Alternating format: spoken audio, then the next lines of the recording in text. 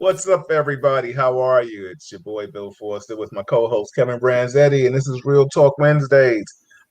Uh, I don't know if we're going to call it Real Talk in the law enforcement aspect, but it's all about conflict and resolution with us and trying to solve the problems of the current events today, and giving you a chance to voice your opinion on things that are happening in the world. Um, I'm your host Bill Forster, like I said, and that's my co-host Kevin Branzetti, and we're trying to give you the best content we can. Happy Wednesday. How you doing, Kevin? I'm doing well, doing well. Good evening, Bill. Good evening, everybody else. Yeah, exactly. Everybody, you know the rules that I always will ask you. If you're watching it from YouTube, subscribe to it, tell a friend. If you're watching it Facebook Live, share it. Please do so we can get it in and have some fun and talk about it tonight. There's a lot to talk about. There's um we talked about last week the shooting of the armed woman. Uh, we'll go over that. We touch that again. There are two men named Brown that have been shot without weapons. We'll discuss that. There, I that's the video I wanted to show of the man of the man getting pulled over. Got a dog. That's cute. The man getting pulled over. I think Chuck sent it in sent it in last week to this thing. Maybe we get Chuck to text it to one of us again. And hopefully Chuck will be able to come on tonight. He was going to be our special guest. There's a lot of people that I would love for to come on, like my man Ty Butler. Love to have you come on, Ty Poe. You know, you guys will have good in interesting topics. James Baker, I would love to have you come on. John Mills. Hey Saida, how's everybody? Colin, I see you. Glad you made it with us for a few. Um, so let's just get right to it. Uh, let's talk about what is it Isaiah Brown? What's his first name? Isaiah. Isaiah Brown. Let's talk about him first.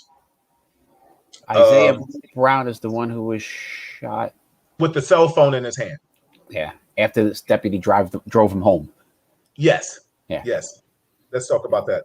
Okay, so I forgot the town he's in. Uh, if you listen, we're going to play the 911 call and everything for you, everybody. Let you determine what you think about this. Um, he's having a conversation. Well, let's play it and then we'll talk about it. How about that? Chuck Richards is with us, everybody. Thank you, Chuck. Come on in. What's up, there, brother? I'm glad you could make it, man. So yes, everybody, that was my special surprise. So you know what we do at Real Talk Chronicles. We always like to have one of you come in and sit with us, talk to us, give us your point. Chuck is a former lieutenant with NYPD, retired, but we want civilians to come in too. So we do we concentrate a lot on law enforcement, but we want civilians. Chuck is Real Talk family. He's done it with me from the house, and now he's doing me on the podcast. So Chuck, say hello. How are you doing, brother? What's going on, brother? How's everything, man? Good, good. I know you had a busy day, but I'm glad you were able to make it, man. Yeah, brother. It's been very busy indeed. Yeah. I'm sending prayers out to that situation you had too. You had to take care of. With that being said, Chuck, we're going to talk about. We got a police dog in the making in the background. My dog too. Yeah, it's all right. It's all right. It's the dog barking. Right now, Chuck, we're about to show this thing of Isaiah Brown, and he was the man that got shot unarmed. He was unarmed. He had a cell phone, and the sheriff just drove him home, or the officer just drove him home a while ago and shot him. But we're going to let everybody hear the call coming in. All right, Kevin, I'm ready. Mm-hmm. I'm having the typical 2G issue in life. Oh, okay. No matter which house I'm at. Yeah, I have too many windows open. I'm gonna close out a bunch of my tabs and see if that gives us a little more help in life. There we go.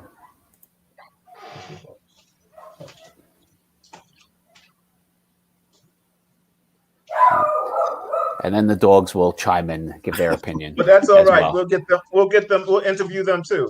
See what they got to say. An investigation is underway in Virginia after a deputy shot an unarmed black man just an hour. Enhance it. Yeah. Enhance it. Yeah. You think it's that simple, Bill? I'm sorry. I forgot. You have 2G. My bad. I forget. There you go. All right. I work all day on this thing, and I don't have an issue.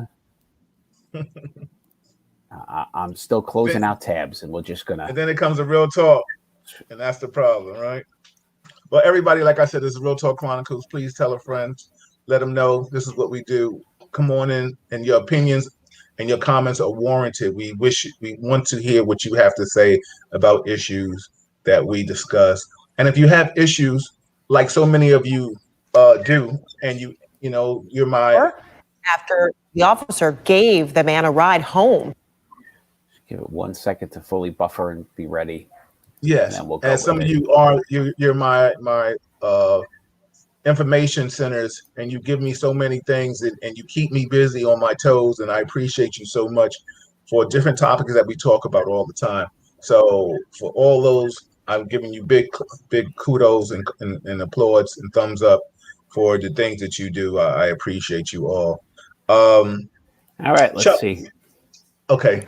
32-year-old Isaiah Brown was shot multiple times while on the phone with a 911 dispatcher as the deputy returned to Brown's home on a domestic incident call. The sheriff's department has now released body cam video and come on. The 911 call. Sandoval has that footage and joining us now, Polo.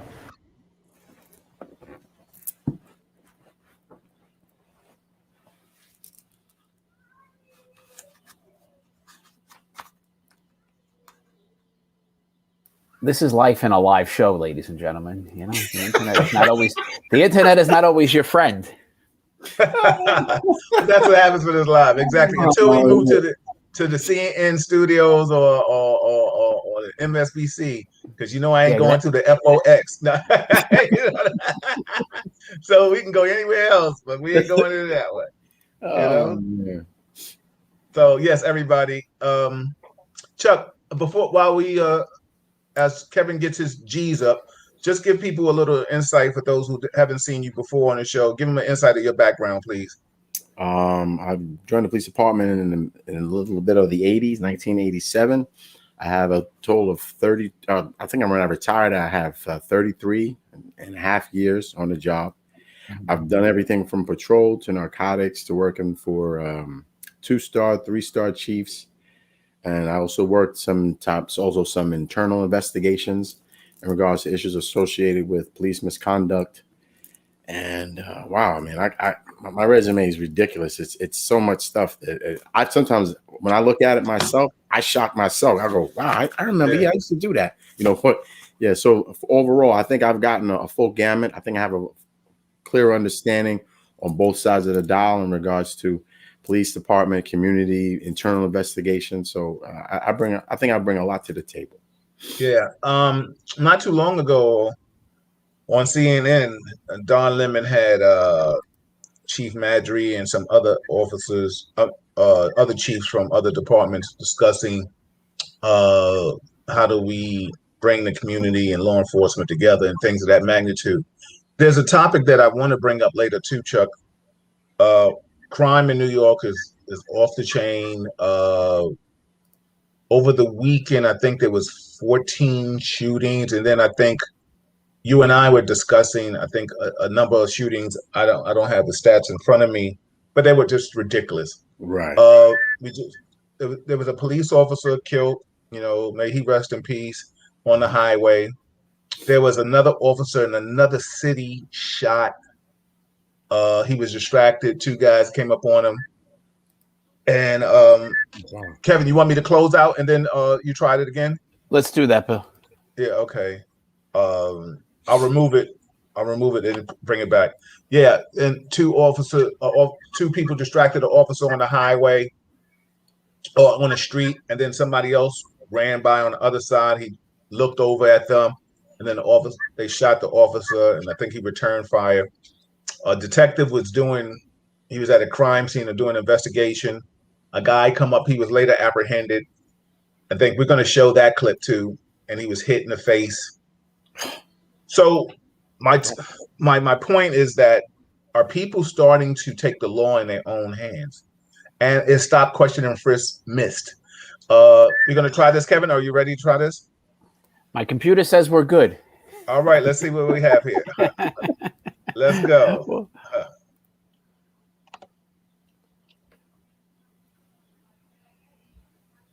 You need volume now. Oh, it's already good.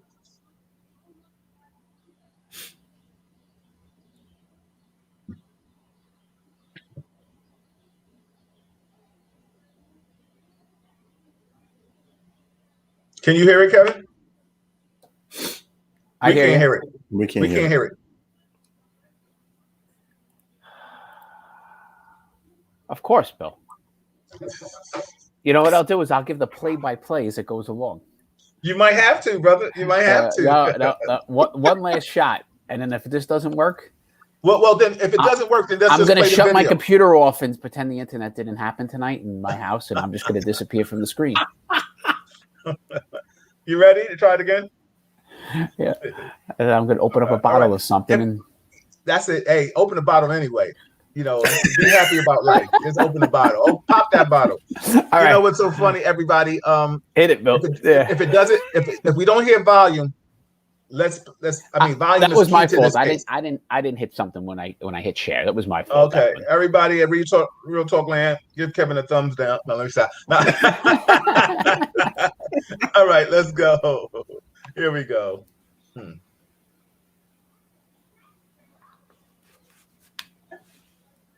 Oh, come on. You got to be kidding me. Yeah, that's what I said. Multiple times while on the phone with a 911 dispatcher as the deputy returned to Brown's home on a domestic incident call. The sheriff's department has now released body cam video and the 911 call. CNN's Polo Sandoval has that footage and joining us now. Polo. Fred, pretty incredible that Isaiah Brown, he's still in serious condition even after his family says that he was shot 10 times by a Virginia deputy. This happened on Wednesday. His family alleging that the shooting was the result of a miscommunication, that the 32-year-old man had in his hand what was actually a phone, which he was using to speak to 911 dispatchers when he was shot. Now, we're going to play you a portion of that call in addition to deputy-worn body camera video that has been released by authorities so you can see and so you can hear some of the moments that happened before and after those shots were fired. But first, some important background information here. According to the Spotsylvania County Sheriff's Office, he was responding to Brown's call of a domestic disturbance, talked about the deputy. And in the 911 call, I listened to it, and you can actually hear Brown having an argument with his brother. At one point in the conversation, Brown threatens to kill his brother. Brown is also heard asking his brother for a gun, but his brother refuses. And then seconds later, Brown tells the dispatcher that he does not have a gun and that he's not armed as he walks into the street. And that's when you begin to hear those sirens approaching. The dispatcher instructs Brown several times to hold his hands up, and that's where this audio picks up. Isaiah, are you holding your hands up? Put your hands up. Put your hands down! Put your hands! Stop the gun! Stop the gun now! Stop what you're doing! Stop what you're doing! Stop! Stop!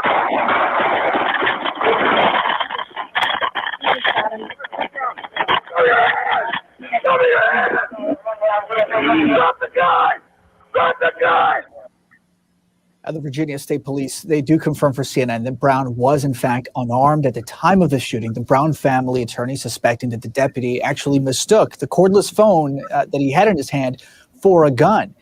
And here's what the deputy body camera actually shows. And of course, a warning that some viewers may find this video disturbing. Drop the gun! He's got a gun to his head. Drop the gun now! Stop walking towards me! Stop walking towards me! Stop! Stop! So authorities do say that Brown, again, remains still in serious condition with non-life-threatening injuries. His attorney is now calling on the Spotsylvania County Sheriff's Office to release audio between their dispatcher and the deputy, whose identity has not yet been released. He does remain on administrative leave, Fred, as the investigation continues. That's going to be a crucial part of this investigation, because the question here remains, was the deputy told to expect somebody who was armed, or was it, as the Brown family attorney describes, was it a mistake? Did he think that Brown actually had a weapon when in fact? You know, it's so funny. Everybody, let me just say this. I know I had sent Kevin 1-2 about the actual 911 call where you can hear the argument with Mr. Brown and his brother, and you can hear the dispatcher saying, you can all look it up. You can see the dispatcher saying, well, you know, the cops are coming. I'm paraphrasing, I'm jumping back and forth. I don't know if you see that one, Kevin, where the actual dispatcher talking to Mr. Brown, and they play that, and she says to him, you know, he says, I want to get the gun from my brother. And the brother's like, get out of here, da da da da da. Then the dispatcher is talking about, like, well, Mr. Brown, do you have a gun? And he's like, no, but I want one. I want to shoot him. And she was like, no, like, you can't do that. So she was like, the police are coming right now. Put your hands up in the air. Now, I don't know if that's normal for a dispatcher to say, put your hands up in the air. He said he didn't have a gun. Now you have the officer come and he shoots a man 10 times because he thinks he's going to shoot himself. Because that's what he said. I mean, correct me if y'all heard something different. He said, put the gun down. He has a gun to his head. He says, put the gun down. He has a gun to his head, and he shoots him 10 times. It's funny you should say it, because that's exactly what I was listening to. Like, I heard you have one officer saying that he has a gun to his head. Right. Why? Why at that point are you shooting him? I mean, why even firing? I mean, I don't know. It baffles me, because if he has a gun to his head, one would assume that if anything, he's trying to commit suicide. So me shooting him is not going to stop him from committing suicide if that was his intentions. You know, so exactly. That's what I was just about to ask you too, Chuck. I'm glad you gave me your insight. Kev, what's your take on it? So, a couple of things. One, I don't think it's 10 shots. It sounded more like 4 to 5 to me. Well, I'm just going off what the news lady said. I'm going off of what what our ears are telling us. Right. The other is, so he's clearly, the one cop is screaming, you know, put your hands up, put your hands up, put your hands up. The other one's saying he's got a gun. I heard it to his head. He's got a gun to his head. Right. There's a few more seconds, more screaming, put your hands up, put your hands up, put your hands up, and then the shots are fired. So did his hands move from here to here? I don't know. Right? Like, I'd love to see the actual video. You can't see. But you can't see much of anything. Mr. Brown, right? You can't see Mr. Brown in this. No. But it's not, I'm with you, both of you, right? If he shot him because he thought he was going to kill himself, and I've seen that before, right? I have seen cops who have fired, there are incidents that have occurred, people trying to commit suicide and they shoot them. Like, that makes completely no sense. But if it changes from here to in front, different animal. Yes, in the end, the guy's got a cell phone. Okay, we can play it again for sound quality, if you want, because this is what we do at Real Talk Chronicles. I got the 911 audio as well. Play, can you play that? Yeah, please that. Yeah, just give me a, let's see. So if I can get 3.5 G for this one. Yeah, as he gets that set up, you know, everybody, ladies and gentlemen, you be Monday morning quarterbacks with us, and you be law enforcement. I mean, we all know law enforcement is a tough job. We will talk about that later on in the show too. But the thing is, and John, I saw your message, and I'm going to read it. But the thing is, what I'm trying to find out, the call was not a man with a gun. So why are you coming and getting out talking about he has a gun? Because no one has a gun. And I'll let everybody hit for themselves. You ready, Kevin? Yeah.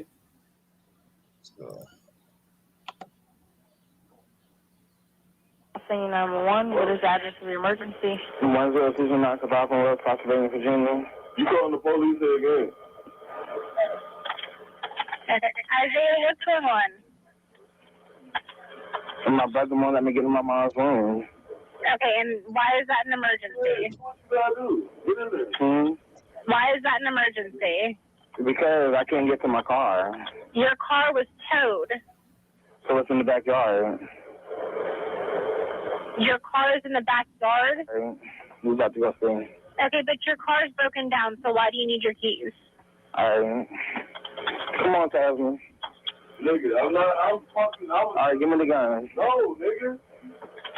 You about to make me fucking get mad, bro. For real, I'm not playing, bro. What the fuck you need my gun for? Can you send somebody down here? What is going on, Isaiah? Why don't you just... What is the problem? I'm about to kill my brother. Don't kill your brother. Alright. Why would you say something like that? Come on, Taz. Somebody needs to come here real quick. Okay, but do you understand that you just threatened to kill your brother on a recorded line on 911? Mm-hmm. So why would you say something like that? Because I need to get to my shit. That's not a reason to kill somebody. Why would you do that? Alright. Come on, I'm out. Do you have a gun? Yeah. You have a gun on you? Nope. Where's your brother? In the house. And you're outside? Mm-hmm.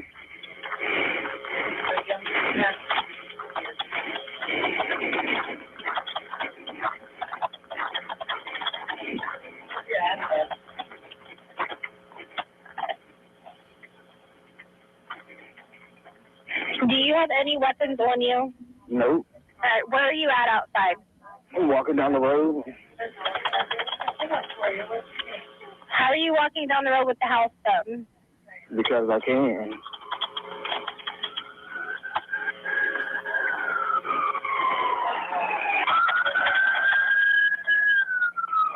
Alright, you need to hold your hands up. Mm-hmm. Hold your hands up.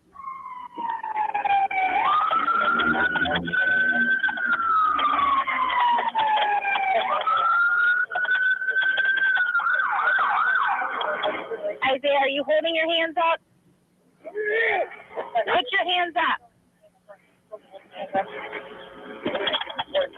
Show me your hands now! Show me your hands! Stop the gun! Stop the gun now! Stop walking towards me! Stop walking towards me! Stop! Stop!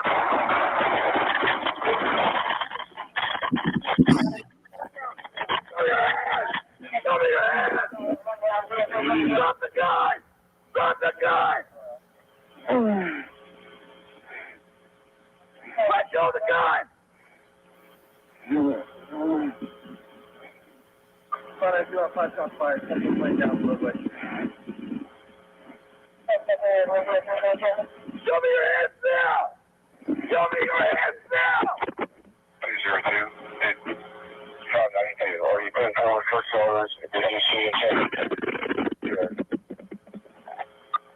I'm set for several gunshots to abdomen.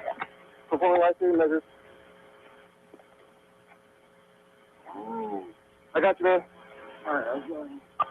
Several gunshots to the abdomen, 1 gunshot to the left thigh, 2 gunshots to the side. I got you, man. I'm here for you, okay? Alright, copy. Stop AG. Please send me a light call. And send a page out on that one as well. What's going on, sir? That's okay. What's going on, sir? Hey, man, you got it? Copy. What's going on? Go to my car, got your medical kit. Get my car in the back seat, got your medical kit. Hey, man, stay with me.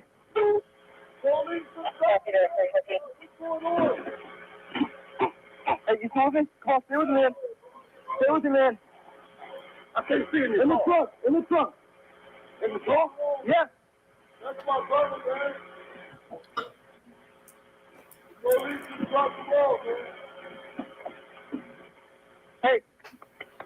Hey, stay with me. Stay with me. Hey, where's it at? On the right side. In the box here? The big box. No. Hey, you got the house. Go ahead. Is there a house phone like this? Guys, if you're hurt and how many minutes that we need. Is there a house phone like this? I'm 10-4 suspect down. He's still got a pulse. Slight pulse. He's still breathing. Is there a house phone like this, sir? What? It's my house phone. We got my house phone. It's right here. Okay, what's the closest cross street something? Big box. Where's it at in here? It's on the right side. Hey, talk to me.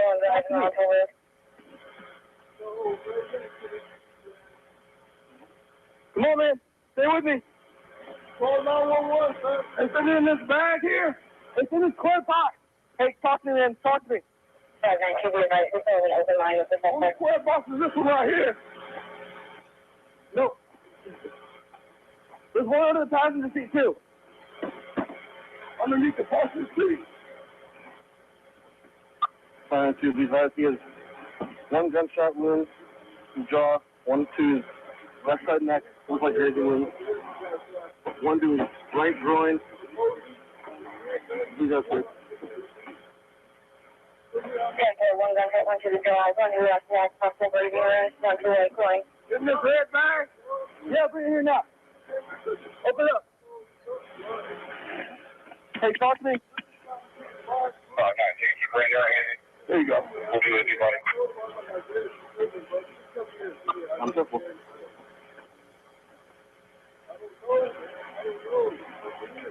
It's a black box with yellow stuff on the side.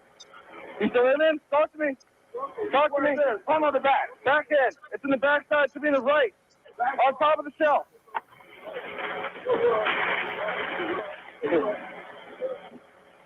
Okay, man. Stay with me. I'm here. I'm going to help you, okay? Hey, what's in your bag? What is in there now?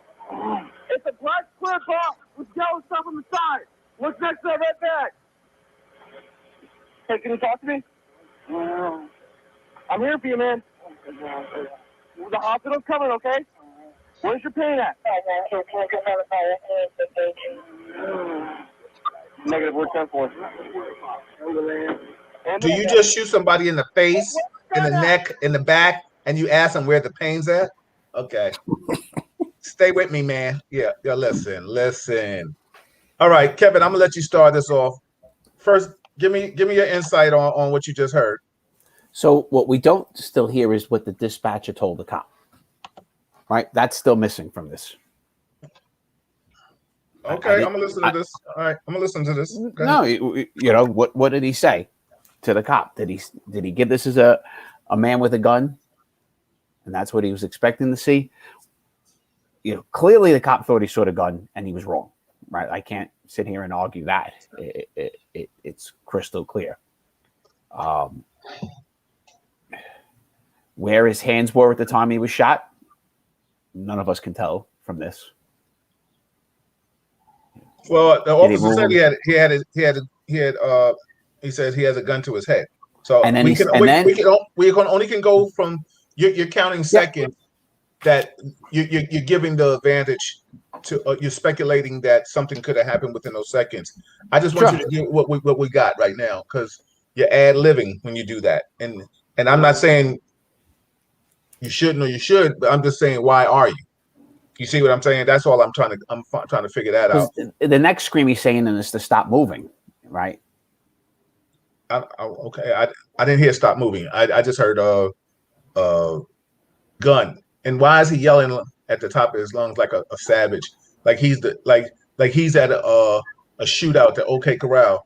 After you finish, how is he's yelling, right? I mean, look, this turns out to be a bad shooting, right? In the end, he shot a guy who's not armed. We can't argue that. Is it a mistake or is it a crime? Is the question in life. But the yelling, I would assume you would yell. Well, the bottom line is, how far away are you if you're yelling like that, or how close are you? Because let me just say this, and you go back to what the dispatcher is saying. We don't know what the dispatcher said, because the bottom line is she's on the phone with Isaiah, so I don't know what she's transmitted. Because the bottom line is she hasn't reported anything else. She's having a conversation with Isaiah.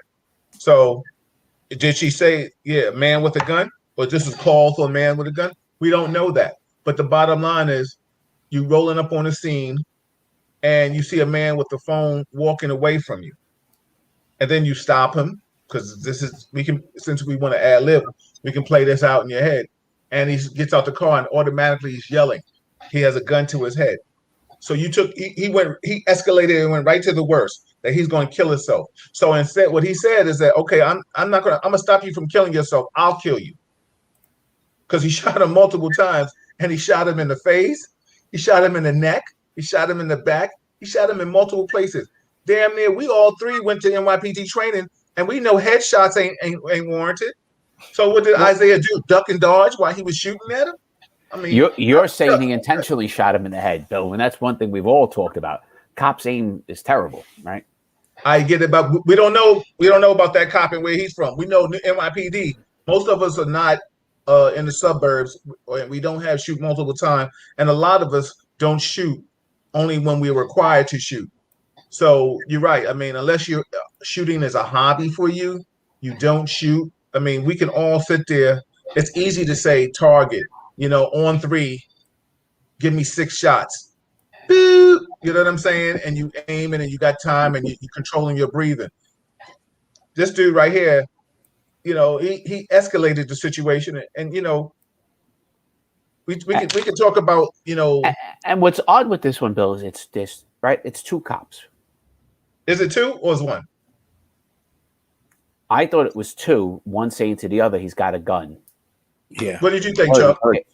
Yeah, I heard. I think it was 2 because at one point there was one guy saying he has a gun to his head, and the other one is screaming, "Drop it, drop it, drop it." So it's definitely 2 of them. But so both cops see a gun, which is pretty. Well, what I think would happen, I mean, I'm just surmising, because as the dispatcher is speaking to Isaiah, everything that he's saying, you hear a clicking away, clicking away, clicking away, clicking away. So I'm not sure if these guys have that type of technology where they get updates in the car with the screen. Mm-hmm. And as he's making these admissions, and he's saying that, well, first he says, "Do you have a gun?" He said, "Yes." Then she asked him again, because I was reading it, and he says, "No." Okay. So she says, "Well, why are you outside of the house?" He says, "Well, I have the phone." Why are you doing outside of the house with the phone? He says, "Because I can." So now he's got the house phone, I guess, or some type of phone in his hand. So as you hear the dispatcher speaking to him, you hear her fingers just gliding. So she's probably typing in all of these updates, whatever the conversation. I'm just assuming. I could be wrong. No. That's what we do. It sounds like she could be updating the job from it being from domestic, and now she's tapping in and typing in everything that Isaiah is saying. Now, the other thing that I find a little alarming is, between you and I, Isaiah sounds like he's not all there. He sounds like he's a little high or something. I don't know, because he kept saying he's looking for his shit. He wants his shit. I don't know what that means, but he doesn't sound like he's all there. Like he may be high on something, or he's looking to get high again, or whatever the case may be. And now he floats out of the house with his phone in his hand, and it's just this. It's tragic, But between the dispatcher updating the information, him wandering out of the home, which most likely, I'm not sure if he's inebriated or if he's on something, and now he's got this phone in his hand. It's dark. I mean, it's just an equation for a disaster. So let me ask you a question. Ask both of your questions, and then I'll ask my next question. Bad shooting? Yes? No? You shot an unarmed man. It's always going to be bad, right? Absolutely. Illegal or criminal is a different story. Right. Okay. Now I'm going to go there, but I just wanted, Chuck, what's your take on it? I find it's a bad shooting. Okay. I feel it's a bad shooting. All right. Now here we go, Chuck. I mean, Kevin and Chuck.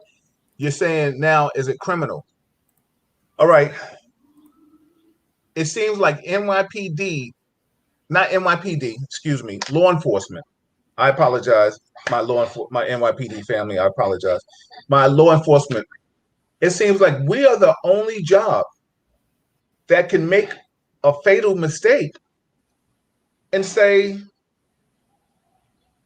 it was an accident, but it's not criminal. Doctors, car accidents. There's lots of things out there, Bill, that people make fatal mistakes and people die. There are job site injuries and deaths that occur. People don't get arrested on. That's not true. Okay, so wait a minute. we hear a doctor, he'll do something to malpractice, right? Mhm. He'll get sued. Does he Yep. lose his license? If it's egregious, yes. If But it's does he go to egregious, jail? absolutely. No. Yeah. No, he won't go to jail, but he'll definitely lose his license. Okay. So now, with law enforcement, so you're saying, so because I'm asking you, Kevin, all right, since you put clarity to it,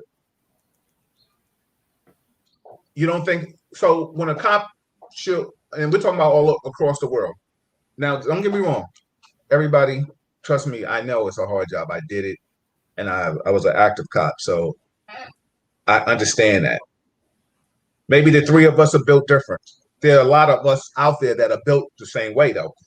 You know, I will say that, and this is no disrespect to any law enforcement officer, but it seems like to shoot and kill and say I thought is an excuse, and it's supposed to be acceptable. I don't know if it's just like an excuse is a tough phrase, but it's a hard job. There is no question. Let's put this shooting aside. Forget this one for the moment. There are absolutely going to be accidental shootings. It's an unfortunate part of our business. I wish they didn't exist, but they're going to happen. There are going to be cops who make mistakes. There are going to be cops, you know, who do things, whether it's they're scared, the trigger goes off. You know, I could think back to an accidental shooting I was in. Some member of my team was in when I was in narcotics, and I don't know, Bill, if you were in Manhattan North narcotics at the time when this happened. I won't mention the detective's name, but the undercovers did a buy. We'll call him Bobby. Bobby was doing he was the first one of the pick up the arrest team going. Bobby was walking on the set. His job was to walk past them, and then our job was to drive up the block so he could catch them if they try to ditch out, run. The guy walked into the building. Bobby followed him in. Bobby grabbed the guy in the hallway, and we're running in, and you hear the shots fired from inside. Pop, pop, pop, pop, several. Bobby had the guy up against the wall, had his gun in his right hand, finger on the trigger, pushing the guy against the wall. The guy pushed off. Bobby pushed harder, squeezed left hand, squeezed right hand. His gun goes off. Bullet hits floor, wall behind him, and then hits wall over both of their heads. Now Bobby thinks he's being shot at from behind. He fires 3 more rounds. It's a complete shootout with himself. Nobody's hit. You know, thank God, nobody got shot and nobody got hurt. Bobby shot himself? Bobby didn't shoot anybody in the end. Oh, okay. He shot several walls. Okay. But he thought he was being shot at. He heard the gunshot. It was his own gun. He didn't realize he shot his gun first. So he's firing behind him because he's thinking somebody from behind is shooting him or shooting at him.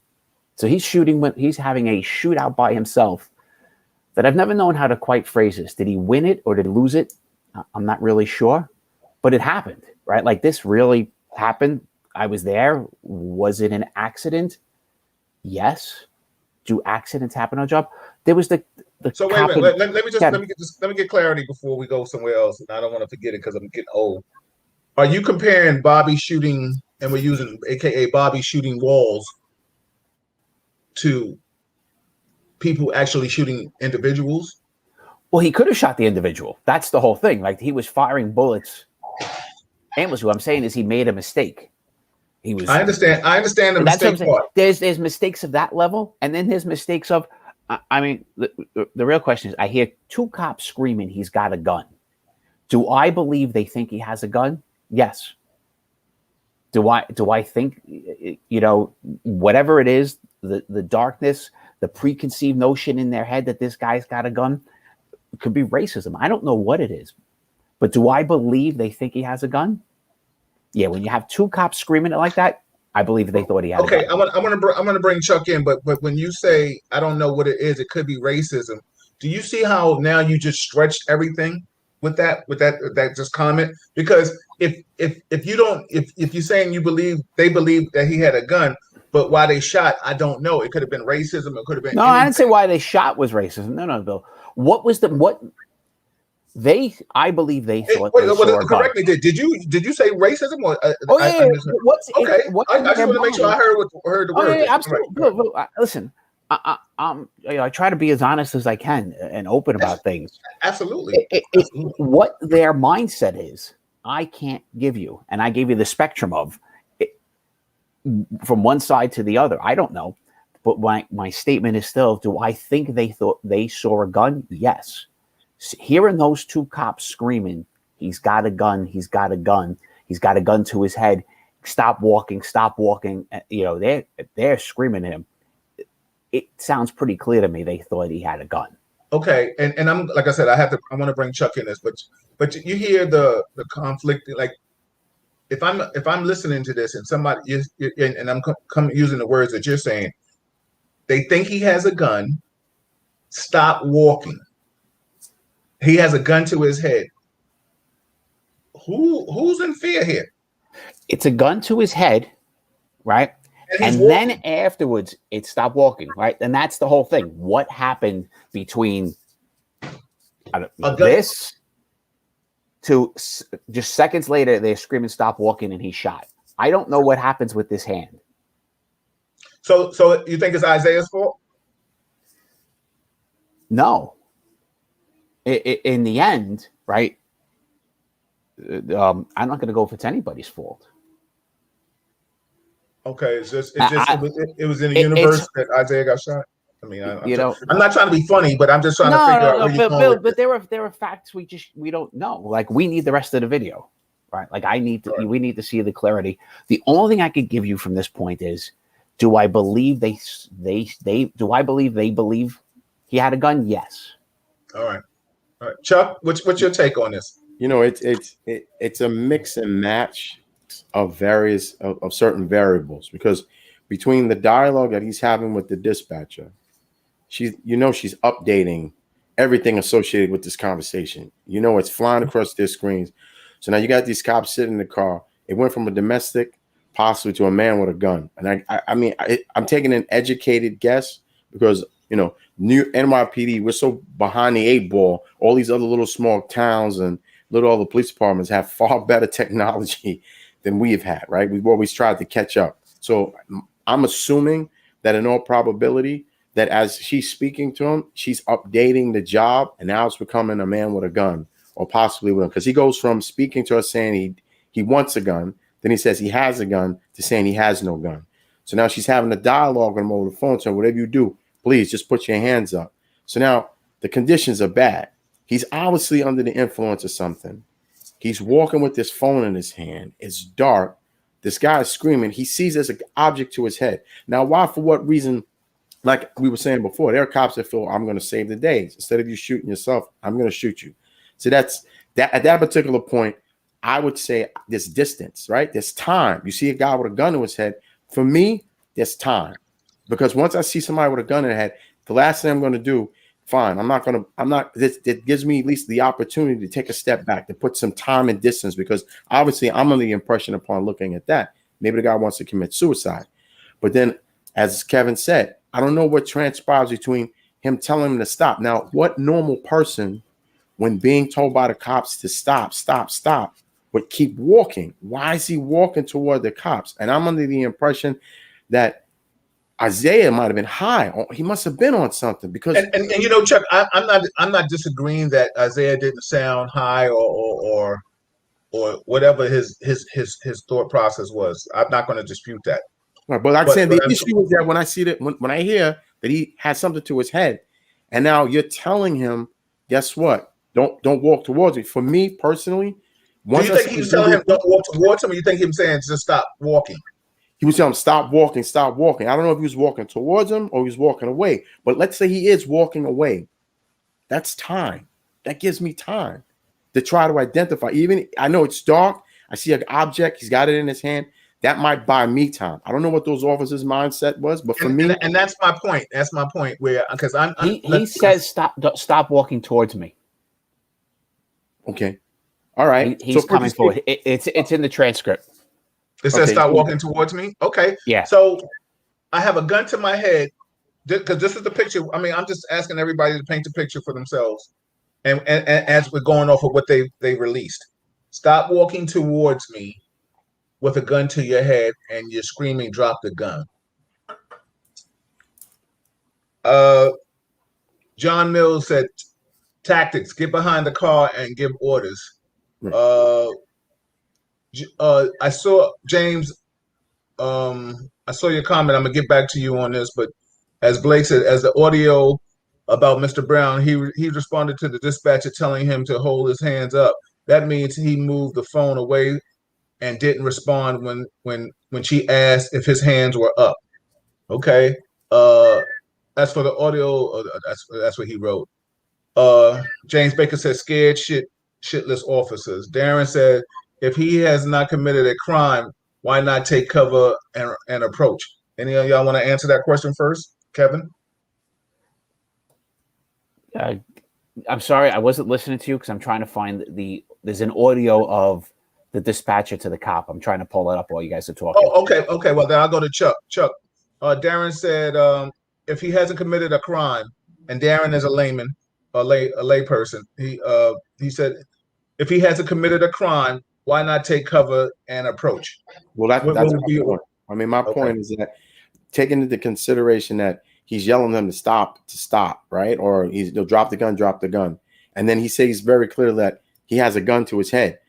To me, automatically, that gives me time. I'm under the impression I could see, if I'm able to see in the dark that this guy has an object directed to his head, that to me gives me time. And hopefully I'll put distance between me and whoever the guy is with the gun. I mean, if I'm assuming it's a gun, but if it's to his head, that gives me time. It just buys me time. And maybe if in fact they may have had another 15, 20 seconds, I don't know. Maybe they would have been able to notice that it was a phone, especially if you're telling someone, stop walking towards me, drop it. Any normal person, any person that's not under the influence of anything, honestly speaking, probably would have dropped it or probably would have stopped walking. You know, I mean, so now, I mean, let me just interject for a second. So now we're taking into account, and these are split-second decisions that we're taking into account that we might be dealing with somebody that has some mental issues or stuff like that. But like Phil said, if dude has a gun, shout out to the YouTube family. If Phil said, if the dude has a gun to his own head, is he a threat to the cops or himself? He's a threat to himself. Absolutely, he's a threat to himself. He's not a threat to the cops. Yeah. So why listen to it again? Let it play again, Bill. I got this. You got to share it. Yeah. All right. I mean, this is pretty quick. So.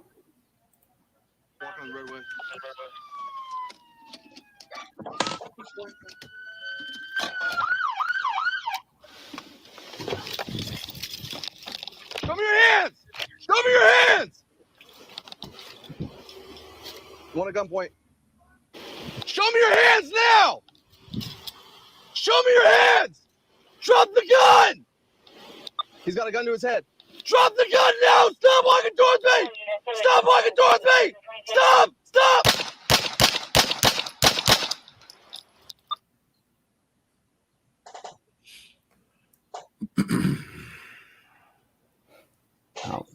It's two cops. Play it again. Shots fired, one down. Show me Start from the beginning. Sorry. The hospital's coming, okay? Where's your pain at?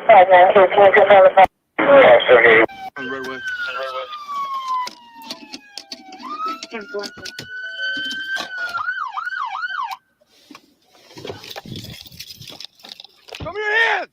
Show me your hands! You want a gunpoint? Show me your hands now! Show me your hands!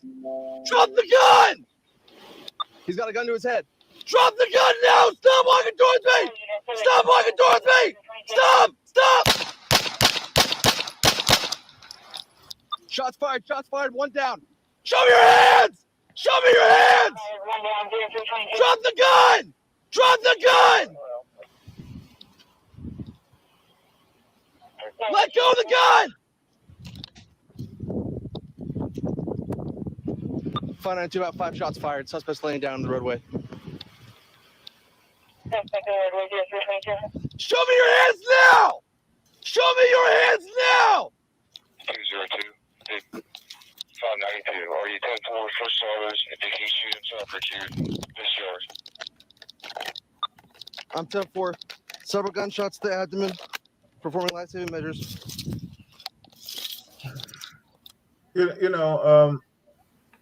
Actually, I gotta wonder something there. Is that the same guy? And he just lowers his voice when he's speaking into his radio. Well, you guys said it was two people, so I'm going off the assumption that it's two people. So I took that. At first I thought it was one. It sounds like there's two different voices. One person seems a little calmer than the other. But I when I hear that, and this is when my ethnicity takes over my job. I'm just tired of people making mistake with people of color, and if we can, Kevin, you always say white people get shot more than people of color, then let's get the stats on how many black officers shoot white men. You know what I'm saying? Because it's obviously there's something wrong here. Because if you're saying that the percentile of white people can still get shot more than black people or brown people or Latin people, then let's find out how many black officers are shooting white people unarmed. Because the bottom line is we're not getting those stats. Because the bottom line is it's time and time again we're talking about, it's a mistake, it's a bad shooting. He thought. Well, we and that's why I wanted that footage that Chuck texted in last week about how the cop pulled the black man over for no apparent reason. Because he was going slower. Yeah. He was going under the speed limit, and he told him he thought that was unusual. And please, we try to find that. It was doing 60 and a 65. Yes, absolutely. I remember that one. Yeah, I do have a different video that I want to show. Is the one I sent you? This is the kid, the father being shot and killed. Yes. I think he's killed in front of his kid. Yeah, let's play that because I have something I want to talk about that too. Go ahead. You ready? Share. Oh, sorry, everybody. Let's go. All right. Come on, 2G. Now, where does this happen? California, Burbank. No audio, Kev. But we can read it. We'll read it. Let's stay with. You're not. No, I want you to get the audio because it's important. Let me reshare it. Maybe I forgot to hit the button. There's a share audio button you have to hit when you share things. Right. Once in a while, I forget to tap it. Phil was wondering if both cops shot in that last one. I don't know, Phil. I know they said it was 10 shots. So I don't know if it's 5 apiece or it doesn't sound like 10. Well, that's what the newscaster said. That I'm only going on what they said. I think that was from the family. Oh, well, the newscaster wasn't the family. No, he was reporting on what the family said. Oh, okay, got you. Yeah. Is it possible? Yeah. I don't know what a double bang sounds like, but let's go to this. You got audio? Where's your dad? My dad just I'm assuming he's going to go get a car. That's all. Where's your dad at? He's switching around my corner and he's on the corner. That's it. Hold on. Hey! Get my dad! Get my dad! Drop the gun! Rotate back. Shots fired. Shots fired. Hold on. Hey! Get my dad! Get my dad! Drop the gun! Rotate back. Shots fired. Shots fired.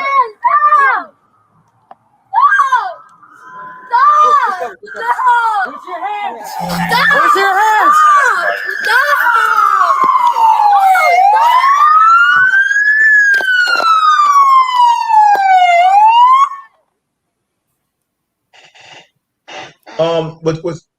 What's missing is that this man had a gun. He was coming out the car with the gun, right? Oh, yeah. He had a gun.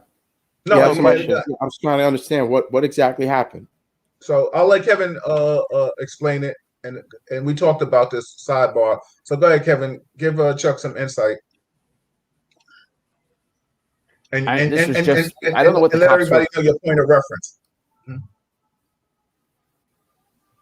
Well, one was the random video I had of a white guy getting shot by cops. With a gun. It was 911 job responding with a gun. No, of course, yeah, but in front of his kid, which is pretty awful. Yeah. There's no question. The suspect had a gun. So, but that changed the whole narrative, Kevin. That changed the whole narrative. Yeah. You went from, oh, okay, I'm showing you a white guy getting shot with a gun, and it's awful that he got shot in front of his kid. Well,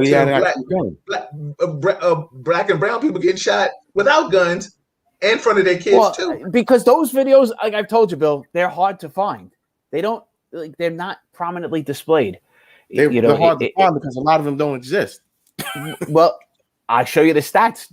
No, I mean, there are more. I mean, that's good, but you know, they're not good. It's the stats are stats. There are more white guys unarmed. I get stats, but I'm saying in terms of actual footage where a person can see the disparity. I mean, of course, it always seems to be is that there's always going to be more footage of brown and black people being shot by cops, but I don't understand. I'm confused. You're confused that. So my point of view of that is the media doesn't portray those because it doesn't sell. That's my point. That's the thing, right? So there are more white people statistically, percentage wise. There's more blacks than whites. It's a bad percentage, but just straight up numbers, there are more white people killed every year by cops unarmed than black people. But you don't see the videos because it's not. And for you to say that, let me tell you something. I don't know. You say where you get your stats from. I still don't believe this because let me tell you something. If that's the case, then what they're saying is white people are accepting the fact that cops can kill them and they all right with it. Is that what you're telling me? If they're shooting unarmed white men, the numbers are there. Hold on. I'm not disputing you. We actually talked a couple weeks ago about that 13-year-old kid killed in either Delaware or Maryland with the airsoft gun by the troopers. Yes. And it was a white kid, right? Which was very hard to figure out from reading the articles because it didn't give his race, most articles.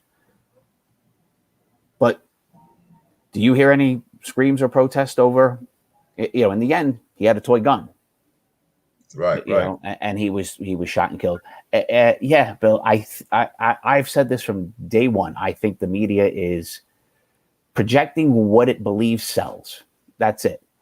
And I think it's racism on both directions with the media, right? I've talked about this. They don't put out the videos of the white guys getting shot because it doesn't get people all fired up and doesn't sell. That's my point. And they don't put out the videos and the things of brown kids being killed or kidnapped. But if you're a pretty blonde girl, it's all over the place. And I agree with you. Go ahead. Hold on. I can't. That's to me is the way it's been. And I understand that, but it still doesn't stop white officers killing black men. No matter what the media shows. Let's go with your stats. Let's say your stats are correct. It still doesn't stop white officers killing black and brown men. It doesn't show black officers killing white men because trust me, I'm sure there'll be a lot of change, and no disrespect to our Asian family and stuff like that, but they're stopping. They're talking about, I know we got Black Lives Matter, which some people used to think, even in law enforcement, they thought that was like a hoax and stuff like that. But now, Asian people get accosted and abused, and now we got commercials, and now it's Black and Asian unity and stuff like that, and solidarity. But now we want to pass bills and laws for people not to kill Asian people. And I'm co-signing that. But what I don't understand is why these laws haven't been implemented for not killing black people. You know what I'm saying? And I can only talk for a black man. I can't talk from anybody else because I still see me getting shot. You've said this, Kevin. You said, if we went down the highway from here to Mississippi, there's more likely I'm going to get in trouble with law enforcement or hurt or some things of magnitude than you are. We understand that. then if we understand that, then that is in lies the problem. Chuck, give me some insight. What you think? Well, like Kevin said, and that was really my point. The reason why you don't see a lot of issues associated with, let's say, black officers, let's say, shooting white, or white officers shooting other whites, is because the media, it's not something that they sensationalize on. They would rather put, which is systemic, and it manifests a whole host of different things in various communities. Whereas, in fact, they always put anything associated with a black male being shot, especially by a white male. That's sensationalism. That's what they put out. The first thing on the newspaper, the first thing in the media. That's why you have a hard time finding videos, and you probably won't. It's probably very hard to find any videos where there is an encounter, where a white officer ends up shooting accidentally or based on some exchange with another with a white male, and because it doesn't sell. And it's to me, it's disgusting, because it's based on that premise that black people are being used. They're being utilized even in the media in regards to where they can get some sensationalism. Even in the media, black people are being used just for that as well. And it's disgusting, but once again, like, I'm not sitting here saying, Kevin, that your stats aren't correct. I get that. Maybe because you're very in depth and you analyze a lot of things. And I've listened to this show on numerous occasions, and you've brought up numbers and all types of things. And I know that you're extensive in that. But once again, the fact of the matter is, it doesn't make it right that statistically what you always see, you always encounter, you always hear is that it's some white officer shooting down some black or brown child, or a male or a female. And guess what? The first thing that comes up is, well, oh wow, we got to put that on. We have to put that right on Front Street, because that's the tale of the day, right? That's the story. We got to put that out there. But I know there's got to be encounters where white officers have done egregious things to other white males. But once again, it's just not put out there. Chuck, let me just interject, and Kevin, I'll let you chime in. Everybody, this is Real Talk Chronicles. I'm your host, Bill Forster, with my co-host, Kevin Branzetti, and our special guest. And he might as well be a co-host and join in with us, too, my man, Chuck Richards. Thank you for having him. But there's a video, and if somebody please can Google it, where this white man is kicking these two officers' asses. I don't know if his name is Jimmy or Jerry. I think his name, and he was just giving them the business. And they had he took their ass and used their ass against them. He started beating them upside their head with their own ass. And then he ends up stealing their squad car. Oh my God. I know I don't want to divulge who sent it to me on here, who's watching. I wish we could if you could find out the name of that person. I think it was Jerry. Jerry was the white, and the person in the background is like, Jerry, stop. Jerry, stop, Jerry. And Jerry is giving these cops the business. We see it time and time again when people tape the footage. When they do tape it, because cameras don't lie. No matter what we say, cameras don't lie. We see white officers giving other white people the benefit of a doubt. So even though, like you said, Kevin, you can give us your statistics and the numbers could be fudged because of the lack of how many white people are compared to people of color. But the bottom line is we see white officers, and I've said this for years, that there isn't any equality. White officers don't look at black people the same or brown people the same. And they don't see themselves. So why? And they don't treat us like that. Coming in from YouTube, Sharon said, we make up a small number in the population of that. To go straight stats does not make that into account. That's what she's saying about you. Kat said, no, one shouldn't be attacking the matter that the agents are. But for years, blacks have suffered by the same abuse by white people. Not everyone is stepping up and out as they should. They do. Kat said, if whites were killed at the rate of black men, there would be a huge change. I do believe that. John said, black people make up 13 to 15% of the population. We are killed at a disproportionate rate to the general population. Kat said, I don't believe what was just stated, that whites are being killed and the video are not being out there. Kat said, also in the video he had a gun and he just stole a car. So I get the disappropriate. Like I get the percentage part, right? I'm never going to argue the percentage part, right? I will say, if we actually look even deeper into those stats, I'll argue that it's people of poverty get shot more than middle class, upper class. We can look at it that direction too. I'm only saying that the numbers are every year there are more white than black shot, but from news articles, there are far more news articles and videos for black being shot than white. And I don't think that's an arguable thing. We're all seeing it. We're all seeing it day in and day out. Do I think the numbers? Do I think the numbers are let me ask you a question. Yeah. Let me ask you a question, because you take and correct me if I'm wrong if I'm saying this. You take a defensive role when you make that statement. Do you feel that it's equal shootings, like black people getting and brown people getting shot just the same way white people getting shot? So is it okay? I mean, because I've said that to you, Bill. I look. No, that's what I'm asking. I'm just asking because I want clarity. I've said it, and I've made the comment to you. Like, I'd love for you and I to do a cross country thing and get caught trapped speeding in every state of the country and see how it turns out. We both get pulled over 50 times in 50 states and see, at the end of the month, did either one of us ever get dragged out of a car? Yeah, how many times? And that's why just you and I video couldn't afford the car insurance after that many speeding tickets. So I don't. But that's why I want to show that video so badly. Please try to get that video as we're talking. It's about the man getting pulled over for the 65, because that is what I might be able to send that to you. I think it's that's what people have been saying for so long, how people have been picked on.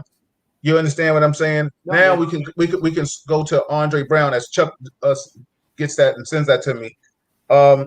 Andre Brown got shot. Unarmed black man, and he gets shot in the neck, in the back. The place where he's from, North Carolina, refuses to release the body cam footage because they don't want to sway the judge and the jury and the judge right now.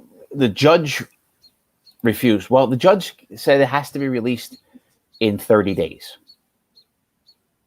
It's 30 days at minimum, and then there's a maximum like 60 days. There's a time frame it must be released.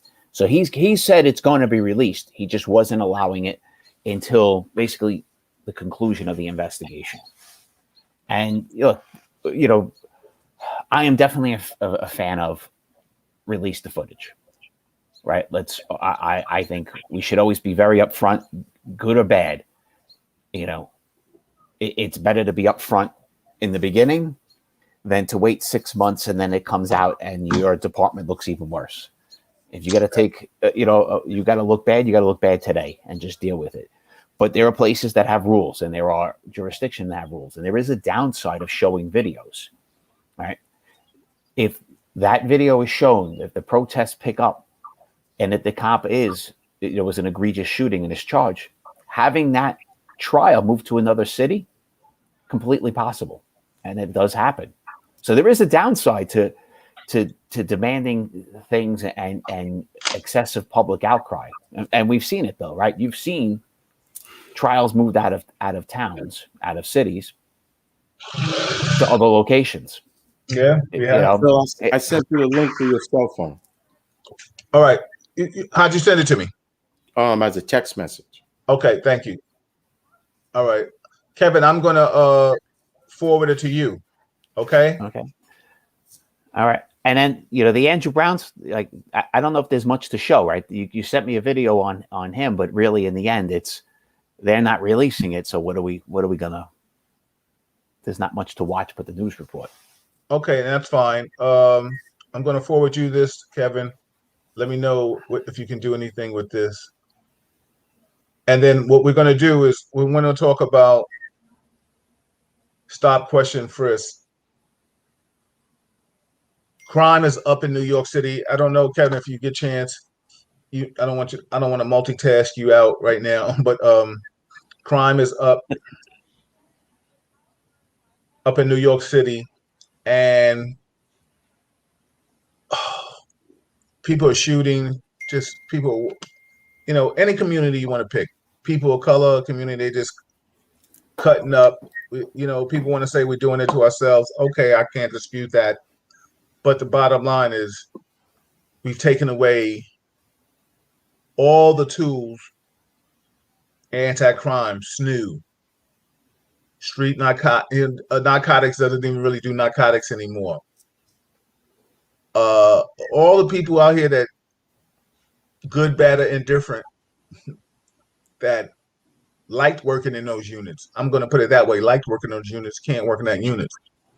Do you think first and foremost, I'm going to ask you, Chuck, Kevin, as you look at that, and I'll have this conversation with Chuck. Chuck, do you think we should bring some of those units back first and foremost? I mean, I think it was I understand that once we were able to correct the issues associated with stop, question, and frisk, all right? Of course, it was a tool. It was a numbers game. We were stopping so many people for all the wrong reasons, and it definitely was a violation to a lot of brothers and sisters in terms of their rights. But once again, that overall tool, if in fact it's done correctly, it would have made, and it did, it put perps and people who were going to commit crimes kind of on notice that if they were going to step out of the house or they were considering on doing something, the first thing they would say was, and I'm not saying it was a fear, I'm saying a fear in such a way as like, is this the day that some cop is going to stop me and he's going to find a gun on me? He's going to find a knife on me. He's going to find something on me that I'm about to commit a crime with.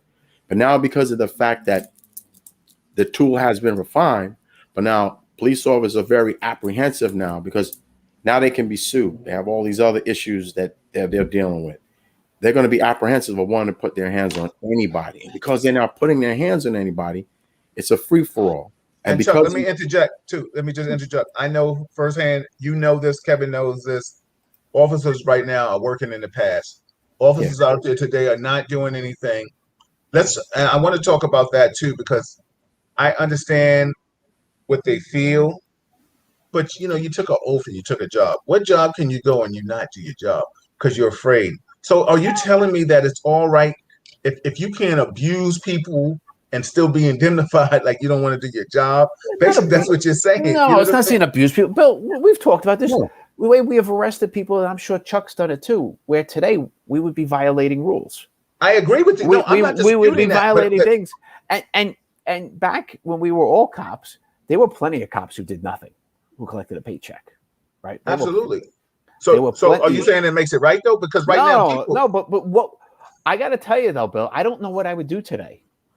Like I know who I am as a person and I know what I believe in, but I also, have a responsibility to myself and my family, and to risk my home is a tough thing. So wait a minute. Now, I'm not disputing you, but I'm just going to play devil's advocate with you.